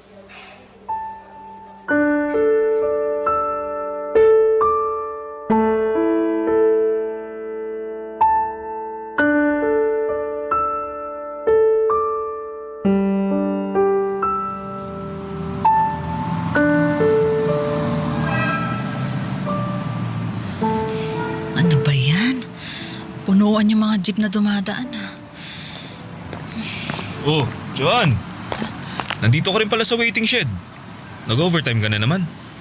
Oo. Sayang kasi baka sa mga susunod na linggo hindi na sila magpa-overtime. Alam mo, naisip ko rin yan kasi sisipagin na ulit magtrabaho yung mga kasamahan nating pala absent. Kailangan na nilang pumasok kasi mga wala na silang sasahurin talaga. Ikaw, nag-overtime ka rin ba? Kaya ngayon ka lang nakalabas ng pabrika? Hindi. May May inasikaso lang ako sa loob kanina tapos nung makita kitang lumabas, sumunod na ako. Punuan yung mga jeep ngayon. Sinabi mo pa. Nakakainis na nga kasi nangangalay na ako kakatayo dito tapos nilalamok pa ako. Gusto mo, sabay ka na sa akin pa uwi. Ha? May motor ako, di ba? Ihatid na kita sa inyo. Naku, hindi na. Ang alam ko malayo yung apartment namin mula sa inyo. Ayos lang yun, nakamotor naman ako Ayokong maabala ka kaya wag na, Abet. Sige na, Joan. Kaya mo na akong ihatid ka kaysa magtagal ka pa dito sa waiting shed. Sigurado naman akong may dadaan ng jeep dito kaya mauna ka nang umuwi, Abet. Huwag mo na akong intindihin. Pero Joan… Ayan, may jeep na Walang masyadong sakay. Sige, Abet ha. Salamat ulit. Ingat ka pa uwi. Bye-bye. Papadudod, halos 1 taon na akong nagtatrabaho sa pabrika at ramdam ko na may pagtingin talaga sa akin si Abet. Hindi ko lang siya pinapansin kasi ang focus ko noon ay ang pagtatrabaho para sa aking mga anak. Wala na rin naman kasi akong ibang aasahan kung hindi ang sarili ko. Isa pa ay nagbigay ng trauma sa akin ang ginawa ng ex-live-in partner ko na si Ian. Natatakot ako na maulit yon. At masaktan lang ang puso ko. Hindi ko naman iniwasan si Abet dahil katrabaho ko siya. Pero ginawa ko ang lahat para maiparamdam sa kanya na wala siyang puwang sa puso ko. Hindi pa kasi ako noon handang magmahal muli. At ng mga panahon na yon, hindi ko alam kung magiging handa pa ba ang puso ko na magmahal ulit sa pangalawang pagkakataon, Papadudod. Barangay Love Stories. Barangay Love Stories. Papadudod, sa kabila ng pagpaparamdam ko kay Abet na hindi ko siya gusto ay naging porsigido pa rin siya sa pagporma sa akin. May time na tinatanong ko siya kung bakit niya ako kinukulit at ang sabi niya, alam ko naman daw dapat ang dahilan. May kaunting kilig akong nararamdaman noon na pilit kong pinipigilan. Ayoko pa kasi talagang pumasok sa relasyon noon pero palaging sinasabi ni Abet na hindi naman niya ako minamadali. Naging mas porsigido at matyaga siya, Papadudod. Hanggang sa nauwi na ngayon sa ligawan, unti-unti. Naramdaman kong nagkakagusto na rin ako sa kanya. Ilang buwan pa nga ang lumipas nang sa wakas ay sagutin ko na ang panliligaw niya. Mabait naman kasi talaga siya, lalo na nga nang ipakilala ko siya sa mga anak ko. Hindi nga nagtagal ay nagdesisyon na rin kaming magsama sa isang bahay, Papadudod.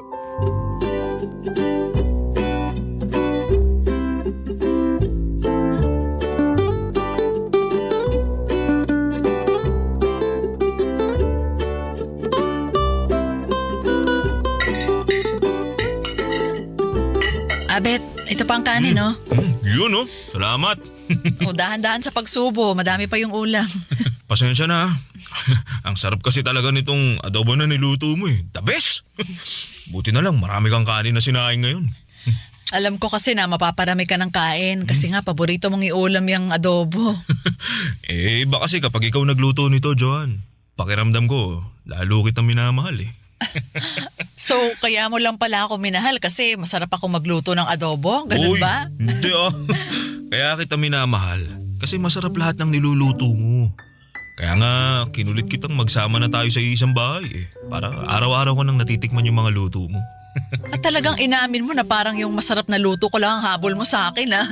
Hindi naman siya ganun, pero parang ganun na yun. Grabe ka sa akin, Abet. Joke lang. Sabi ko naman sa'yo dati, di ba? Minahal kita ng walang dahilan. Kaya mamahalin kita ng walang hanggan. Ang bilis bumawi, ah. Oh, ito pa yung kanin. Alam ko naman na gusto mo lang magpalagay nito sa plato mo kaya humihirit ka ng ganyan eh. Ang bilis talagang makaramdam nitong mahal ko eh.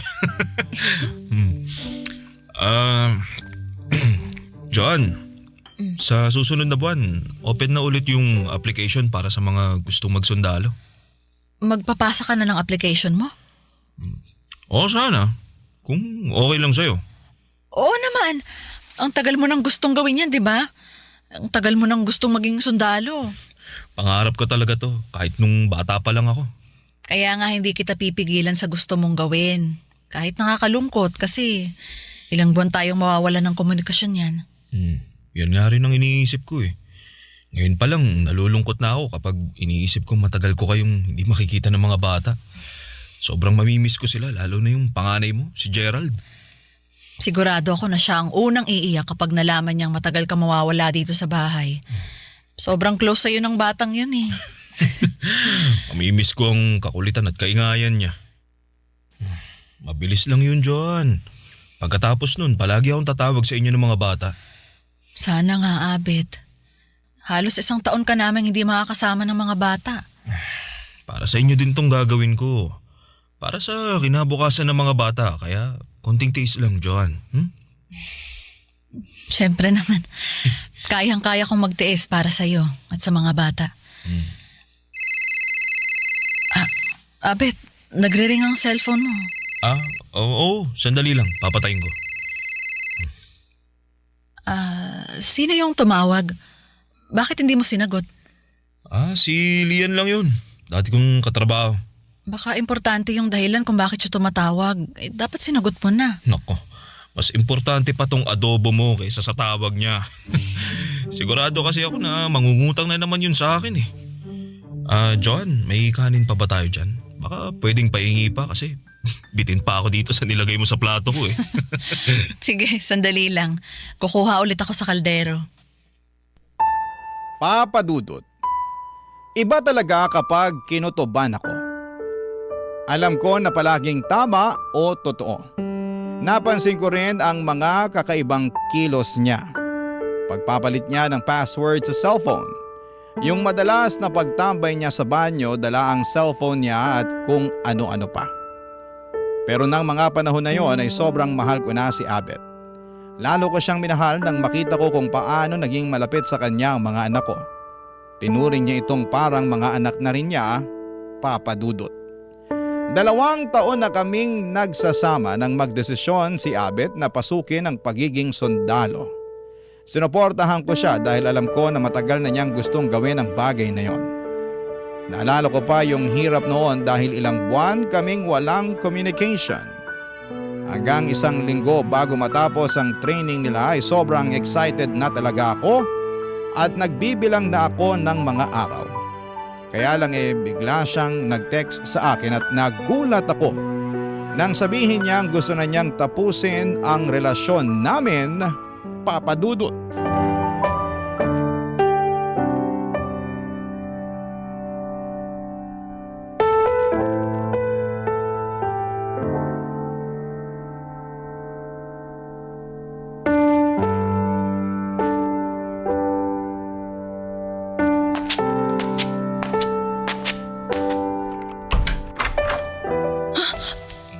Abet, Buti naman at umuwi ka na. Hindi ako magtatagal. Kukunin ko lang yung ibang gamit ko kaya ako umuwi. Padaan ako. Pupunta lang ako sa kwarto. Sige, sasamahan kita. Abet, gusto mong kumain muna? Di na. May sinaing pa naman ako dyan natira kagabi. Pwede kong isangag saglit tapos ipagluluto kita ng tosino. Busog ako. Kaya huwag ka na mag-abala pa, Joanne. Pero di ba ang sabi mo matagal ka lang hindi nakakain ng masarap na tosino? Kasi matabang yung tosino na binibili nyo dun sa karinderya na kinakainan nyo. Di nga ako magtatagal.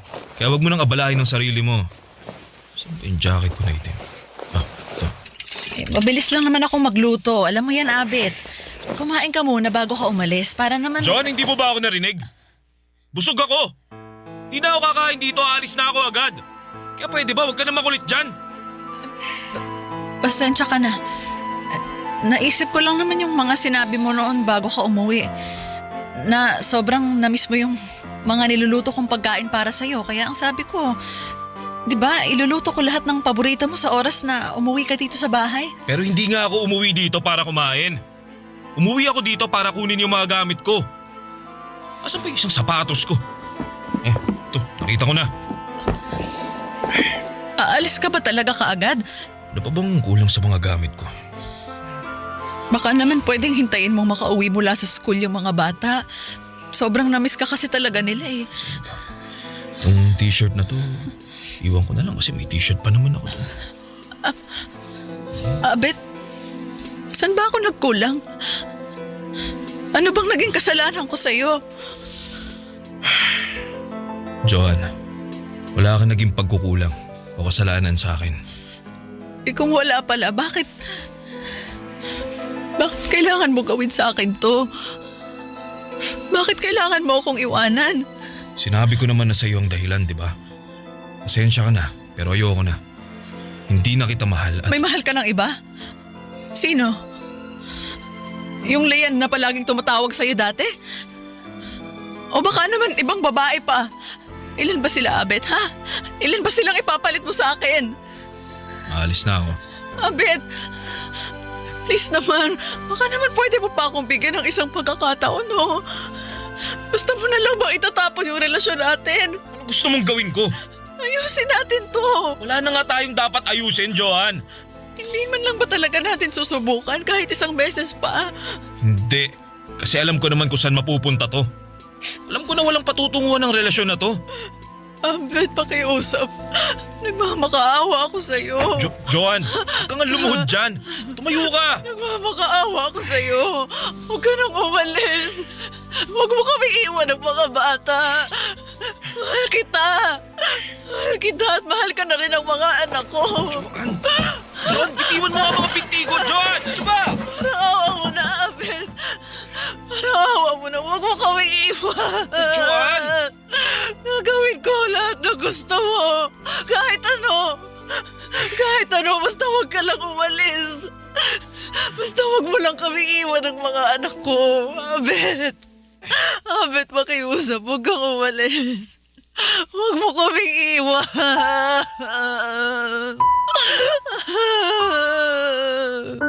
Papadudot nang umalis si Abet ay nagising din ang mga anak ko at naiyak sila ng sabay-sabay nang sabihin kong umalis na ang tatay Abet nila.